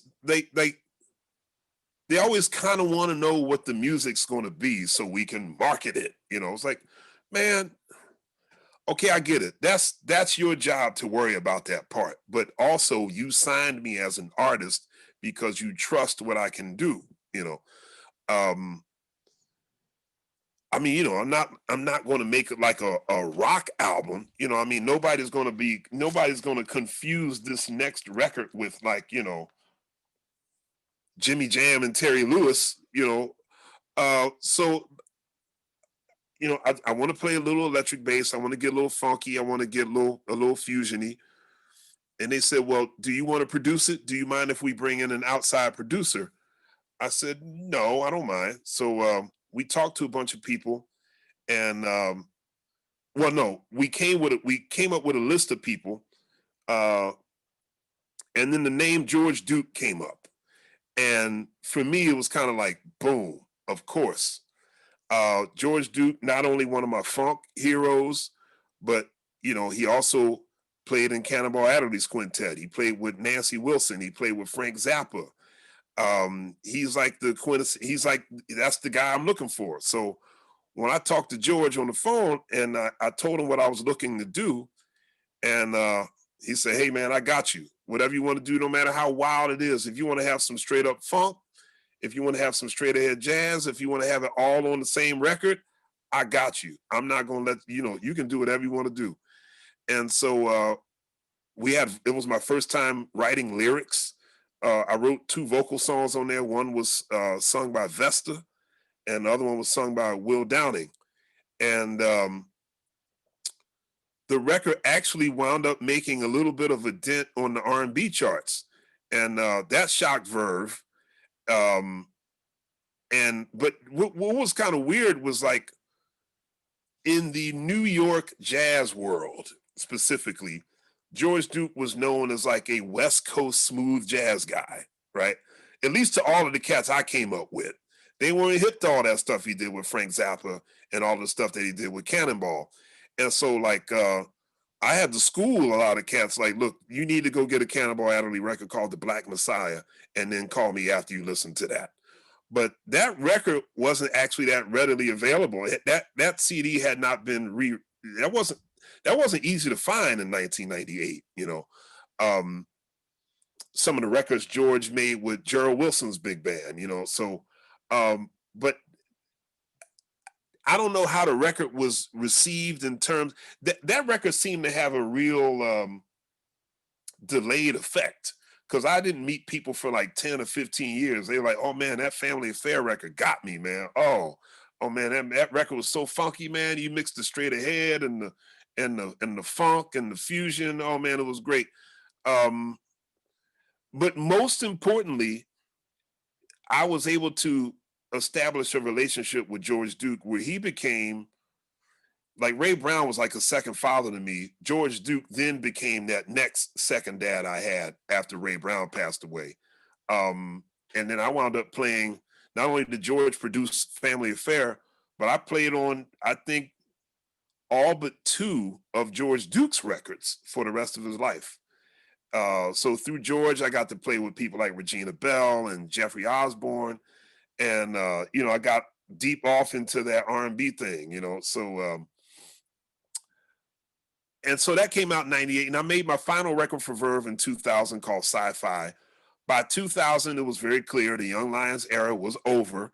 We were old news. The attention was now, like, in 1998, well, I'm sorry, between 97 and 98, Diana Krall became a household name. I played on her first and third album. And her third album, Love Scenes, that exploded. I think it sold like 500,000 copies or something like that.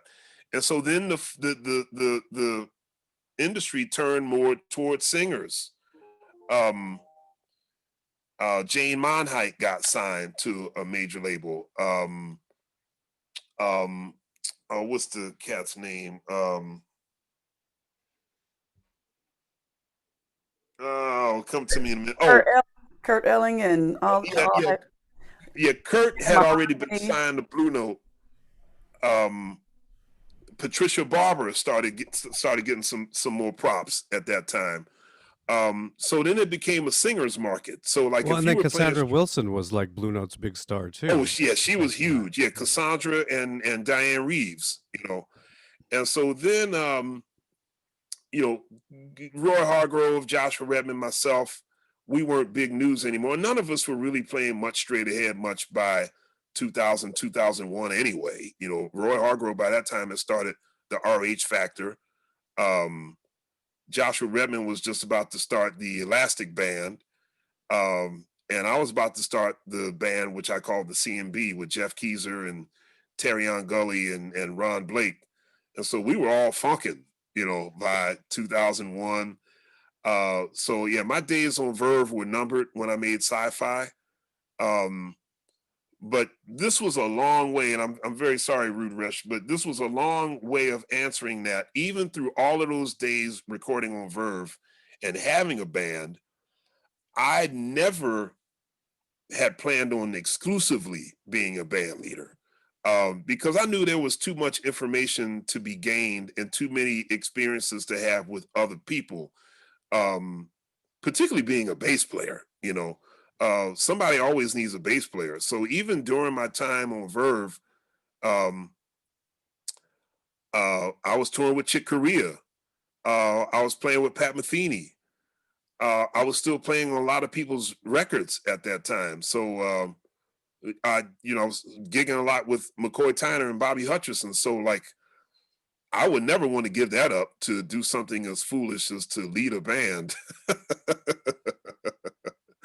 Hey, why would I turn down a chance to go on the road with Roy Haynes for, 8 weeks? Would I rather do that or go, play my music? I can play my music in the cracks, I'm gonna go get this information from these legends real quick. So I never really made a conscious decision to focus on my own band leading and my own mentoring till, like, my group Inside Straight started, like, in 2007. So those Verve projects, did they all tour? Because that was also a time where you could just make a good record and it could sell. There was infrastructure to sell a record. You didn't have to make a record and push that record for the next 9 months or year. That's right. So did those projects actually tour, or were they more recording entities? Or yeah, I mean, I had one particular band that toured all through that period. Like, all through my Verve years, I pretty much had a quartet with Tim Warfield, a few different piano players, Anthony Wanzi, Joey Calderazzo, Charles Craig, Shedrick Mitchell. Mostly it was either Carl Allen or Greg Hutchinson on drums. So all of those Verve years, that was pretty much the band. And I just remember certain things that like certain things you may not see ever happen again in the jazz world. Like when you had that big company money behind you. When getting to it, first of all, I remember when I signed to Verve Records, they put it on there was a story, I made the cover of Billboard magazine. Verve Records signs Christian McBride. That's like one of the few times in my life I've actually felt like a rock star. It's like, yo, my picture's on the cover of Billboard, yo, you know. And when Getting to It came out, it also was accompanied with a story. Actually, no, it came out later. So Getting to It came out in January of 95. In June of 95, a big New York Times magazine spread came out. It's called The Godson of Soul. And Verve had paid, I don't know how it worked out, but they had a guy accompany me on the road for about 3 or 4 months to write this in-depth, story on me. And it was like pop culture stuff that you don't see in jazz too often. I remember Joshua Redman had a big spread in like Vanity Fair, and like I remember there was a tabloid newspaper somewhere in Europe that picked up like, Joshua Redman's getting married next month. And I was like, damn, like, wow, that stuff doesn't happen in the jazz world, right? And so when Number 2 Express came out, this was one of my favorite stories about marketing muscle, but it was marketing muscle that the results didn't turn out the way we hoped. Number 2 Express was released on April 15th, 1996. Of course, April 15th is tax day. So how's this for creativity? They said, well, you know how it is with people. Everybody's going to be in line at, the 30th Street, 34th Street post office, getting their taxes in at the last minute. Let's have a midnight concert at Tower Records when it was on 4th and Broadway. And so we're going to have a midnight release. And everybody who's in line getting their taxes in at the last minute, come on down to Tower Records. Genius. Tower Records was packed. Hundreds of people going up Broadway, almost going up toward Astor Place and down to Houston Street. Hundreds of people waiting to get in the Tower Records. And they gave me like a makeshift dressing room up in one of the rooms up top. And like, we needed security to get from the room to the stage. I mean, it's like the Jackson 5 live at the Forum, right? And like, we get on stage and like, they had a big old poster, Christian McBride, Number 2 Express. And we played for these hundreds of people, and they had a table out front. They had the big display with like hundreds of CDs on sale. And I went and signed autographs at the end of it. Now, all those hundreds of people, all that hype, all those people screaming, all them posters, all that hype they put behind it. You know how many CDs we sold that night? 40. Oh, that's dark. And it was like a TV commercial, because like people were cheering, they were into it. They came by the little table, shook my hand. They just didn't buy no CDs, and maybe they were depressed because they just spent, they just paid their taxes, and so, but the point is like that sort of marketing muscle to be able to pull something like that off. You only saw, like, that wasn't just me. That was happening to everybody. That was happening to Hargrove. That was happening to Joshua Redman. That was happening to Wynton Marsalis, Branford Marsalis. I mean, like, that kind of big pop kind of money going into a jazz project. Yeah, those days are long, long gone, Jack. Long gone. Well, in saying that, then here we have a bunch of folks that are in their late teens, early 20s who are, serious about playing this music. I mean, what do you say to someone in their position where, I mean, the economy and the infrastructure for playing jazz, making a living playing jazz, I mean, I didn't benefit from the things you're talking about, but I was, we're almost the same age. I mean, I saw it all happening. I feel like there was more. You could get signed. You could, even if you weren't on Blue Note, if you were on the next tier down, there was still Right. support. There were Right. things. There were agents. You could tour Europe. You could do all these things, and it just has gotten harder and harder and harder. While the big music schools crank out hundreds of, very good above average jazz musicians, Right. Right. really by the truckload. So we have some folks that play really, really well here. What can they do to cut through? What should they do to cut through? Well, I actually told that story to say that in the long run, it certainly helped. It was certainly a way to get your name established on the outside of the jazz world, because like everybody, first of all, the jazz community is so small. Everybody knows what everybody's doing, no matter what. We didn't need Verve, we didn't need Blue Note, we didn't need Warner Brothers, RCA to kind of tell the jazz community about what everybody else was doing. So I say that to say, like, the way the business is now, you don't need a Verve or big record label to sort of to find your audience. See, I look at somebody like there's a young man who I'm sure some of you know. I know all my Montclair people know, is a young man by the name of Emmett Cohen. Emmett is and I say this as a compliment, Emmett Cohen is a world-class hustler. My man is out there beating the pavement, looking for people to buy his CD. He's coming up with like this little Friday night hang. He plays a gig in his house. He plays out on the street corner. I mean, this dude will not stop at anything to look for some people to buy his stuff, And like my man is hustling 24/7. And there's a part of me that's just like, hey, I got to tip my hat to you, bro. He's got his hustle going, Hey, this band doesn't want to play at this particular place because they're scared of COVID. I'll play it, You need a piano player to play in the lobby of a nursing home? I'll put my mask on. I'll play it, I mean, and when he goes and plays these gigs, he's got like a box of CDs. Like, hey, y'all want a CD? You know what I mean? So like, he's hustling. He's hustling. He's looking. He's beating the pavement, looking for that crowd. And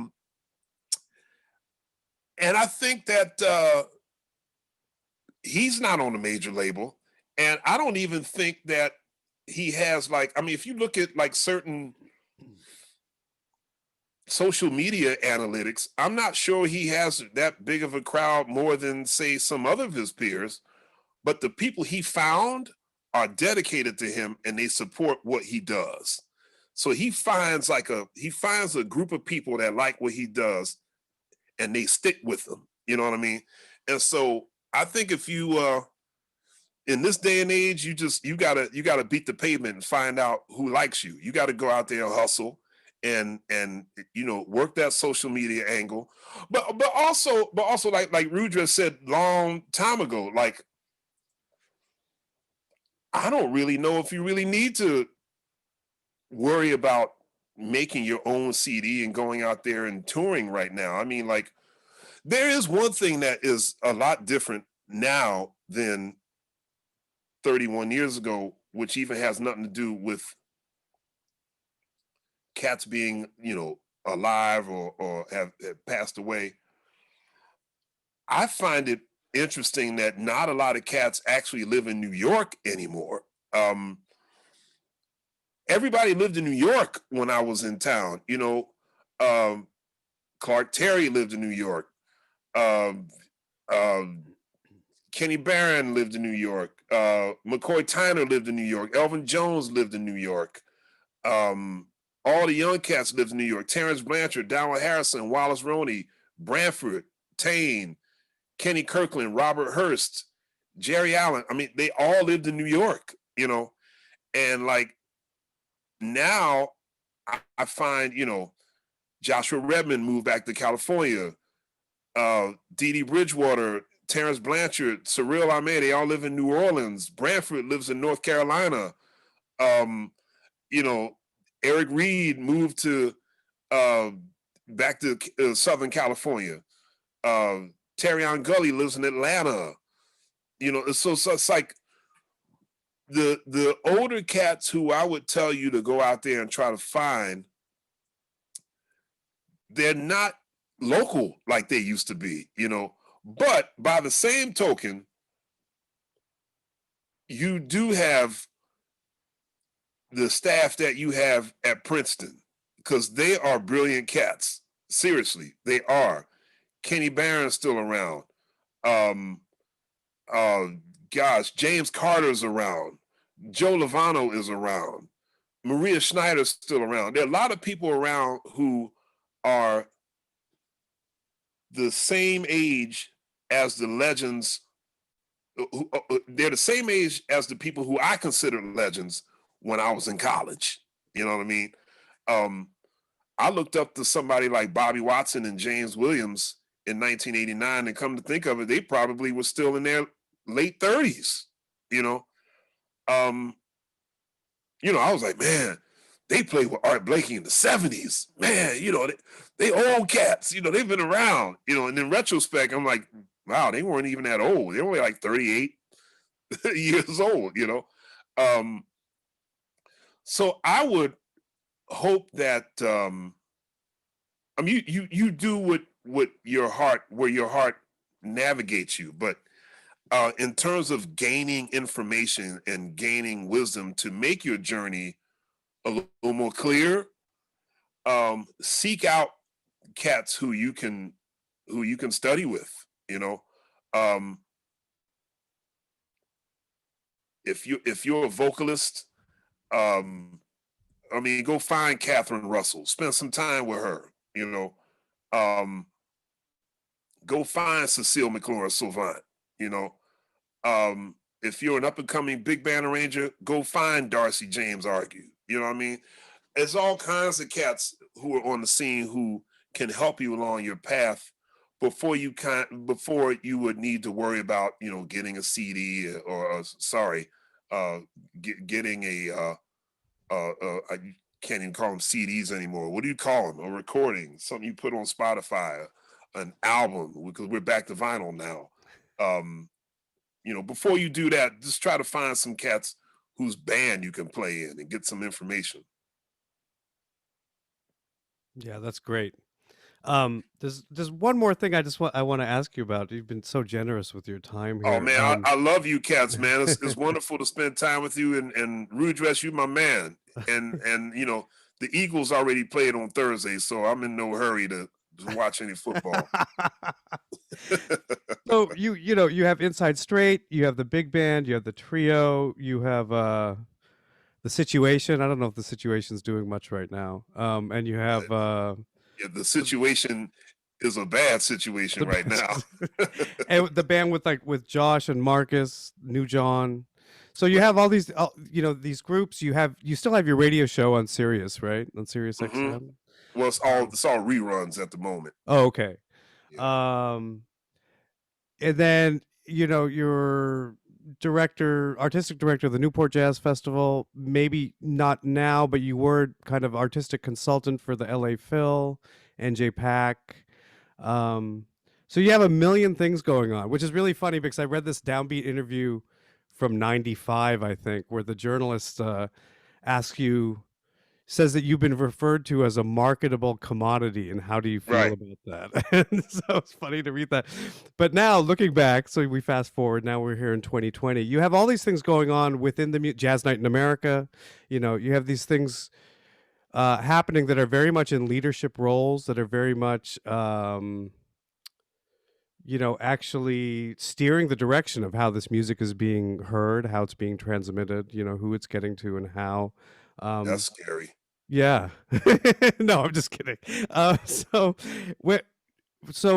first of all, how do you negotiate that? When did you feel like, I'm not saying that you woke up one day feeling that way, but like, when did you feel kind of ready to do kind of more musical director things? I see that you'll direct events. And so when did you feel like you had, the right chops, the right set of skills to do that? Number one. And number two, what is your day like? How do you get to all of these things that are on your plate on any given day or given week? I don't. Christian, I just want to jump in on that question real quick because I saw brother. the Jazz Congress back. It was the beginning of this year. It was January of this year, although it feels like decades ago now. Yeah. But you talked. It was one of the most incredible things I've seen because you talked about like how you learned to be a broadcaster and an interviewer, and if you could kind of work that into your answer to Rudresh, that would be amazing. Oh yeah. Well, to start at the beginning, and then when I'm done my answer, I want to hear something from Maya. Maya, all quiet over there. All my Montclair people, Alex, come on, we're Montclair in the house. Rudresh, I never saw any of this coming. I don't know if I still don't know if I'm good at it. I'm still taking it day by day. I literally am sort of like, I'm crafting this as I go along. Certain things just happened, and I said yes to the gig, and I hoped for the best. I tried to study whatever gig I got called for, be it broadcasting or artistic directorship. I think my first time ever doing something that wasn't involved in playing the bass. Well, it wasn't involved playing the bass, but it was around education. Back in '97, Berkeley asked me to put together like a 6-part bass masterclasses or whatever it was, like a 6-part series. And they said you can make it whatever you want it to be, but come up with a theme, and it's got to be 6 parts. So I would go up to Berkeley once a month, just for one day, in and out. Wouldn't even stay overnight. But this meant I had to sit like I was in this auditorium with like Berkeley students, and that really freaked me out because at 1997, I was 25 years old, and I didn't know anything. I didn't think I knew enough to be able to teach a 6-part masterclass to students who, in some cases, were older than me. And there's people like Billy Pierce, there's George Garzone, they're all in the audience, and I'm just like, oh my God, Rich Appleman, who ran the bass department at that time, and Gary Burton stopped by a couple of the classes, and I'm just feeling so like I'm a fish out of water. I mean, I have no business being up on this stage, and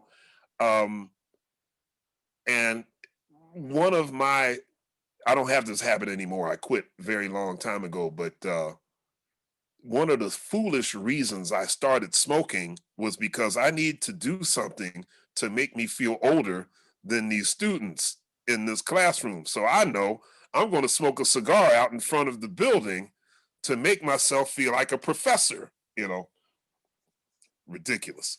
Anyhow, after I did my 6-part series, Berkeley seemed to like it. And word got around, and I started getting these opportunities. The University of Richmond asked me to be artistic director of their summer program. They had a summer jazz program, which basically meant I would just do just 10 days of master classes and workshops for whoever would come to this jazz camp. And I would curate 4 concerts. My band would be the house band, and we would just bring special guests to come and play with the band. So it wasn't really a hard job, but there was this was the first time where I had to get on like a conference call with a team of people to curate. I was like, what is curate? I thought only ham was curated, but like, who are we going to bring to the festival? You know, I'm like, I don't know who you want, you know. So, and then right after I got the gig in Richmond, I got the gig in Aspen, which I actually still do. I've been doing this for 21 years now. In 2000, I was asked to come in as artistic director of the Jazz Aspen summer program. And that's been a really fun program to work in because everybody from, like, I think Jason Moran was a student at Jazz Aspen like a year or two before I got there. Freddie Hendricks, Jonathan Blake, Wayne Escoffery, Gretchen Parlato, the Strickland brothers, Marcus and EJ, Tim Green, who else? I mean, so many people came through that program. And now they out there, Warren Wolf. That's how I met Warren Wolf. Christian Sands, Ulysses Owens Jr., like they all came through this program, and that's how I met them. And that's how I wound up, hiring them to play in my groups. Ben Williams, Derek Hodge, they all were students at Jazz Aspen. And this other big stuff like Newport, the LA Phil was pretty much, LA paved the way for the Newport gig because the LA Philharmonic was that was like my first real bona fide directorship, because that involved a little bit of commercial thinking. And basically, as creative chair for the LA Philharmonic's Jazz Series, I had to program 12 concerts per season, 8 at the Hollywood Bowl and 4 at Walt Disney Concert Hall. And even now, I think those numbers probably would have been a little easier had they been reversed. Because if we're talking about the Hollywood Bowl, that's 17,000 seats. What jazz group could sell 17,000 tickets? What 5 jazz groups at one time could sell 17,000 tickets? So it was a thing where I would have to get into this. My boss at the time, the woman who hired me, Laura Connolly, her thing was, listen, I'm not going to tell you how to do your job, but I know how prideful jazz musicians are. You don't want to dilute the music. You don't want to compromise the music. She was like, let me just give you a good example. We had a triple bill at the Hollywood Bowl last year. It was an amazing triple bill. Michael Brecker's group, who did she say? Oh yeah, Dave Holland's group, Michael Brecker's, what was that group he had?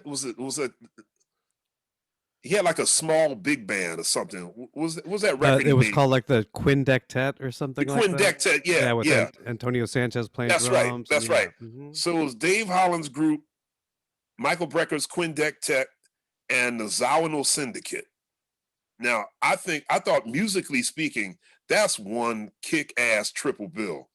She said, yeah, that's an amazing bill, right? 3 of the greatest bands you're ever going to find. You know how many tickets they sold? I was like, I think I know what you're about to tell me. She was like, 17,000 seats, we sold 5,000 tickets.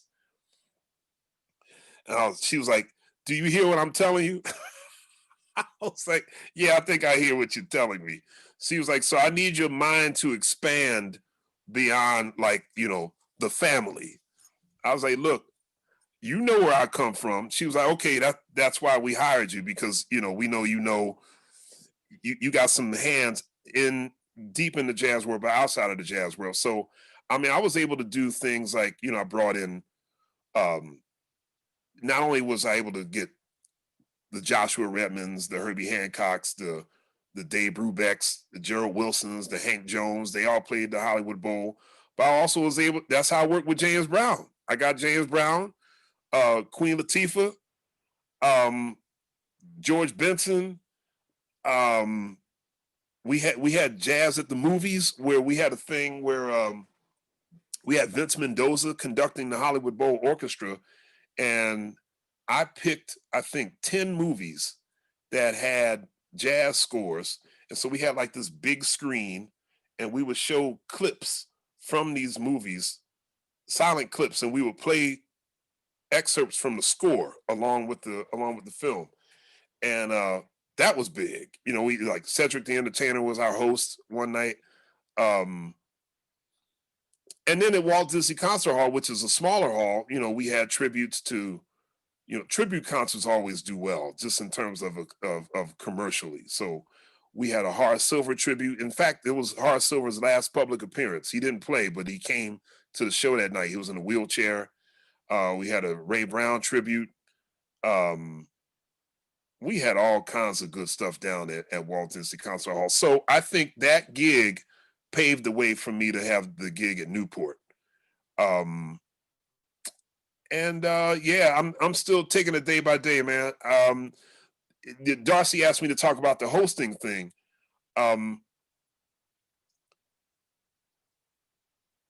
Couple of things. I mean, I think I learned a lot from Marion McPartland because I was a guest on her show a lot, not being interviewed, but just being the bass player. So I listened to how she interviewed people on the show. And something else that seems a little far-fetched, one of my biggest heroes as a kid, he's still one of my biggest heroes today, was Johnny Carson. I loved watching The Tonight Show, and I loved Johnny Carson because he was a guy who could be a silly slapstick comedian. He could be a good straight man and not say nothing, and he could be dead serious, you know. And so I mean, the man was so versatile, and like always liked watching the different approaches he took in interviewing people. You know, like when he would interview Rodney Dangerfield, he knew Rodney Dangerfield was just going to go off. So Johnny Carson became his straight man. You know, like, how fat were they, Rodney? You know, so it's like Johnny Carson's the greatest joke teller in the world, but here he is taking a back seat so his guests could shine, and that always stood out to me. Like I would see him interview people like Norman Mailer or Gore Vidal, and they would start getting into these heavy conversations, you know, about philosophy, about literature, you know, medicine, space. And like Johnny Carson knew what to ask him. Like, man, this cat's heavy. And then like, but he opens up that monologue, dropping these hilarious jokes. I said, dude, Johnny Carson's the cat, you know? So, and then all the comedy records I listened to as a kid, you know, Flip Wilson, Richard Pryor. So yeah, I think my hosting skills are like a combination of, you know, Marion McPartland, Flip Wilson, and Johnny Carson. That's amazing. That's great. Thank you, Christian. Yeah, brother. I think Jimmy Fallon has those same qualities. He has that. He's kind of brilliant, but he's very generous in the space he gives everyone. Indeed. A question. Indeed. Yendi, Hey, go ahead and ask the question. Go ahead and unmute yourself. Hey, so thanks for being here, Mr. McBride. Hey, my pleasure. Speak. I'm also from Philly, so hearing you name drop places and stuff is always cool. But where'd you go to high school? I went to Masterman. Wish I went to Kappa though. That's my grandmother went to Masterman. Great tradition. Yeah, it's cool. But one of the points you made earlier that I really liked was sort of not giving up on maybe the music that comes most to you, even if it's not jazz. So for me, that would be like not ditching hip hop. So I'm curious as to maybe some systems you might use when you're composing to sort of blend all of your influences. Because I know a lot of times there are systems within each style, but sort of going across that, are there any systems that you personally use, or is that something I should just discover for myself? I mean, I don't have a particular system that I use when it comes to sort of blending different styles. But with you, I would say, I mean, literally just experiment, man. You know, there are some times where There's certain chord progressions that I might come up with, or a certain melody line that I know its origins are rooted in some R&B or soul song I heard growing up. And I'm thinking, okay, well, that's more or less like that's a Stevie Wonder chord progression, right? And there's a part of me that says, nah, I probably shouldn't. Yeah, I'm gonna keep that, you know. So yeah, whatever you got in coming from hip hop, try all different kinds of ways to mask it or put it in some different clothing. That's one thing I loved about playing in Bobby Watson's band. Bobby Watson was a straight up R&B and soul guy. And so he would take these songs, which were basically R&B tunes, and he would just put swing rhythms on top of it, you know? And so therefore, you got a jazz tune. But if you really knew where that came from, you'd be like, oh, this is an Earth, Wind, and Fire tune. It's just got a swing groove on top of it, you know? So yeah, do that with hip hop, man. Don't let that go. Cool. Appreciate I'd love to hear what you come up with. Certainly. Put that 808 off in there. Go ahead, Maya. Hey Christian, how are you doing? Thank you so much. This is what's up? I've really enjoyed hearing you talk. Yeah, I've just been taking it in this whole time. Thank you, Maya. Yeah, so good to see you. And yeah, just on this thought train of just talking about like your versatility and that's something that I really resonate with, because I guess for me also just, you know, jazz, but other things, like I am influenced by all types of music and I love playing like literally everything. And so I really admire that about your career and, you know, all the stuff you've done, obviously playing with all these jazz greats, but then, you know, Diana, you know, Sting and George Duke. And my question is more just like, how through your career have you been able to like be so versatile and not just in your playing, but be able to play with different types of artists? Because I feel like it's so easy to, as you're saying, get pigeonholed, and, you know, aside from obviously on your records trying to branch out, but actually getting to play with many different types of artists. Thank you, Maya. I'm glad to see and hear from you as well. I love people. I love people. I love music. I love the people that make the music. And like I said, it's all information, energy, and vibration. And I just really try my best to take in as much as I can from everybody I come across. You know,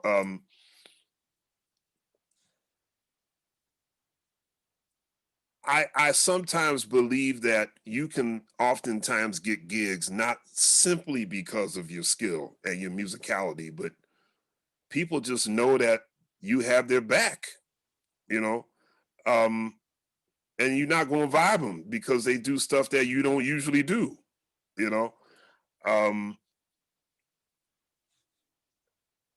You know, getting to play with John Zorn was just simply a matter of saying, hey, John, I can't wait to play with you one day. Oh, really? All right. Want to make a gig? You know, and he knew that whatever his music is, I'm going to make sure I give it what it needs. You know, I don't try to go into that whole, you know, well, this is the way I play, and, you know, to me, genius, I think of the word genius as being the opposite of what most people think it is. Genius tends to be given to someone who's, you know, sometimes their style is not comprehended that quickly. You know, they can't really play with everyone else because they're such geniuses. Their music only works when they play it. My definition of genius is like Jack DeJohnette. He plays with everybody and makes it all sound good under their rules, still sounding like himself. For me, that's true genius. You know, it's like I can go in on Sting's gig and be like, yo, man, you know, no. This is what you need, you know. No, bro, you know, what you need is you need this kind of sound on this tune, you know. Or I could go in there and be playing all kinds of funny notes and be like, yeah, but see, I'm hearing something, you know, I'm trying to push things, you know, like that's not the time and place to do that, you know. Uh, I've always taken great pride in being, you know, if you call me for a gig, it's your music, it's your playbook, it's your concept. You called me because you like something that I do, but you also call me because you trust I'm gonna give your music what it needs. So I get great satisfaction of being able to play your music, still sound like me, but I play your music the way you want it. I listen to your music and I figure out what it needs. That's my first. The thought of what can I bring to your music, that's second. The first question is, what does your music need, right? And so to me, that's what real geniuses do. That's why Ron Carter's on thousands of albums. You know, that's why Jack DeJohnette's on thousands of albums, you know, as opposed to the genius that says, you know, oh, this is how I play. And when I play on anybody's record, no matter what it is, I'm going to do what I do. You know, that could work, but that's risky. You know, I'd rather give the music itself what it needs. You know, it's kind of like, I guess it's kind of like dating someone. You know, it's like you meet a person, you find out who they are. And it's like, okay, like I have no, like the genius way is kind of like, no matter who you are, no matter what you do, I'm going to be me. I'm not going to be flexible. I'm an individual and I'm going to do me, right? As opposed to saying, okay, this person is like this, therefore I should probably take this form when they take that form, you know. So real geniuses are flexible like that. They know how to read the terrain, you know. They know how to read the room. They know how to adjust to what the vibe gives them at that moment, as opposed to saying, you know. Right. Gabriel, go ahead and unmute yourself. Hey, thank you so much for talking. What's up, Gabriel? Not much. You play trumpet? Yeah. How he know? Oop.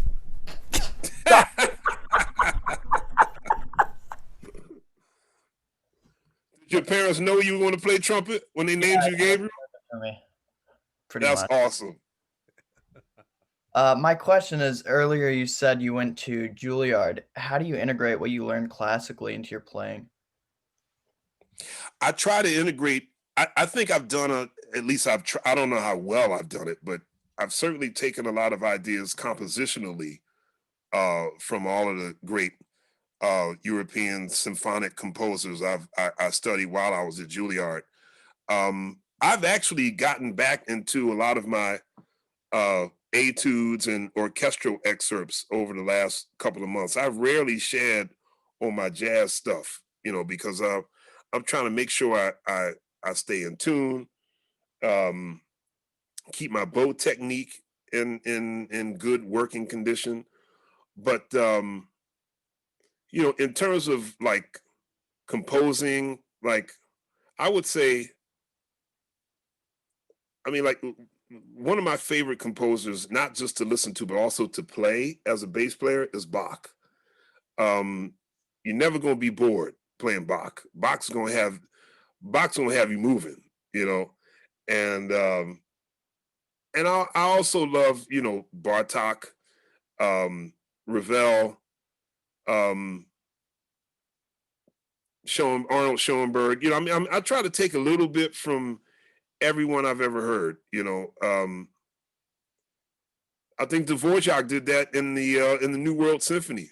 You know, Dvorak was hanging. He heard he heard American music, which he acknowledged was the Negro spiritual. If you listen to the end of the New World Symphony, it's a boogie woogie bass line. So yeah, there's all kinds of ways I've tried to take what I learned at Juilliard into my playing today, but particularly compositionally. I need to get with Darcy because I need to up my compositional game. Alex, that's our last person. That's right. We're going to end it on Montclair. Yes. Hey, Christian, it's great to see you. Thanks for taking so much time to chat with all of us today. My pleasure, man. Yeah. I think something that's often underappreciated about who you are as a person is you're extremely well read. You're very self-educated. You spend a lot of time immersing yourself in not only many different musical worlds, but also just general subjects, and it allows for people to engage with you on I guess many different levels. And I think your recent album Movement Revisited kind of exemplifies that part of you, the ability to kind of connect your musicianship with also some of the other things that you're engaging with. And I was just kind of curious compositionally how you went about thinking about that history and trying to create what I consider now this kind of magnum opus of yours. Oh, well, that's kind of you, Alex. Thank you. That piece is actually, as you know, you probably heard the backstory to that piece, but I wrote that a long time ago, and some of it I wish I could change because I know more now. Just certainly in terms of being a composer, there's certain chances I would take now that I didn't take when I first wrote the piece for the big band. What was it, 14 years ago. So, but with that being said, it's this music written around the words of Rosa Parks, Malcolm X, Muhammad Ali, and Martin Luther King Jr. and and Barack Obama. I don't know, man. I've always been a big fan of long form pieces. And I found that in the jazz idiom, so much of that was centered around some sort of social issue, as far back as Duke Ellington's Black, Brown, and Beige. So much of Mingus's music is so socially conscious, Oliver Nelson, The Kennedy Dream. There's another obscure record of his called The Mayor and His People, an album he wrote in dedication to the first Black mayor of Cleveland, Carl Stokes. Anthony Davis's piece called X, which I was a big fan of. So like all of these long form pieces, like always kind of had an eye on them, and yeah, I don't know. When I started writing the Movement Revisited, I guess what I did was try to take what I thought, like if I could put all of those people together, like each person was my own sonic version of who I think they were. You know what I mean? Rosa Parks is Rosa Parks has a quiet fire. She's not in your face. Ali is loud. Muhammad Ali is loud and funky. I thought of Martin Luther King Jr. as majestic. I with Malcolm X, with the Malcolm X piece, I purposely wanted to use much of the text of the last 10 months of his life. That period of time, he started the OAAU, his own organization after the Nation of Islam, and went to Mecca up until the time of his death. Those last 10 months or so, he got into this place. And I feel it's a tragedy. I feel that not a lot of people spend not enough time on Malcolm's post-Mecca life. Because even though that part of his life was very short, it was quite, it was epic in how his whole view of the world completely changed. You know, it was more inclusive. In many ways, I really think had Malcolm X lived, he and Martin Luther King would have joined forces.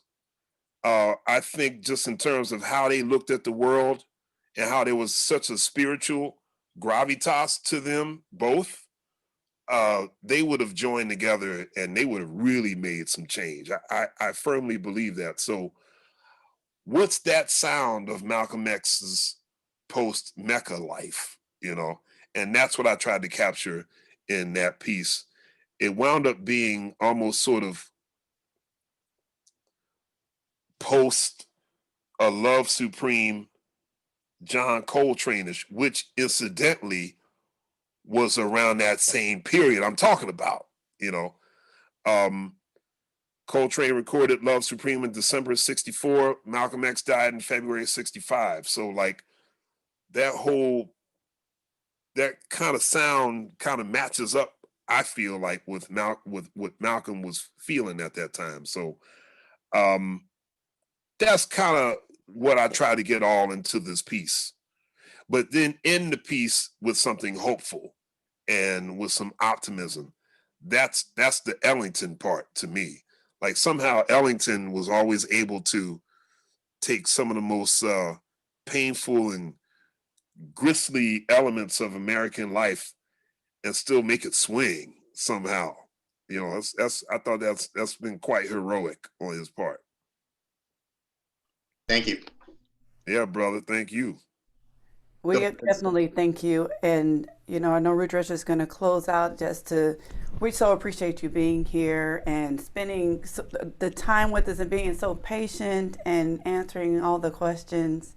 I know Rudresh wants to say a few words, but I definitely want everybody to unmute themselves real quick and just give him a hand, give him some love. I want them to hear it because this is virtual. Just because it's virtual. Come on, y'all. All right.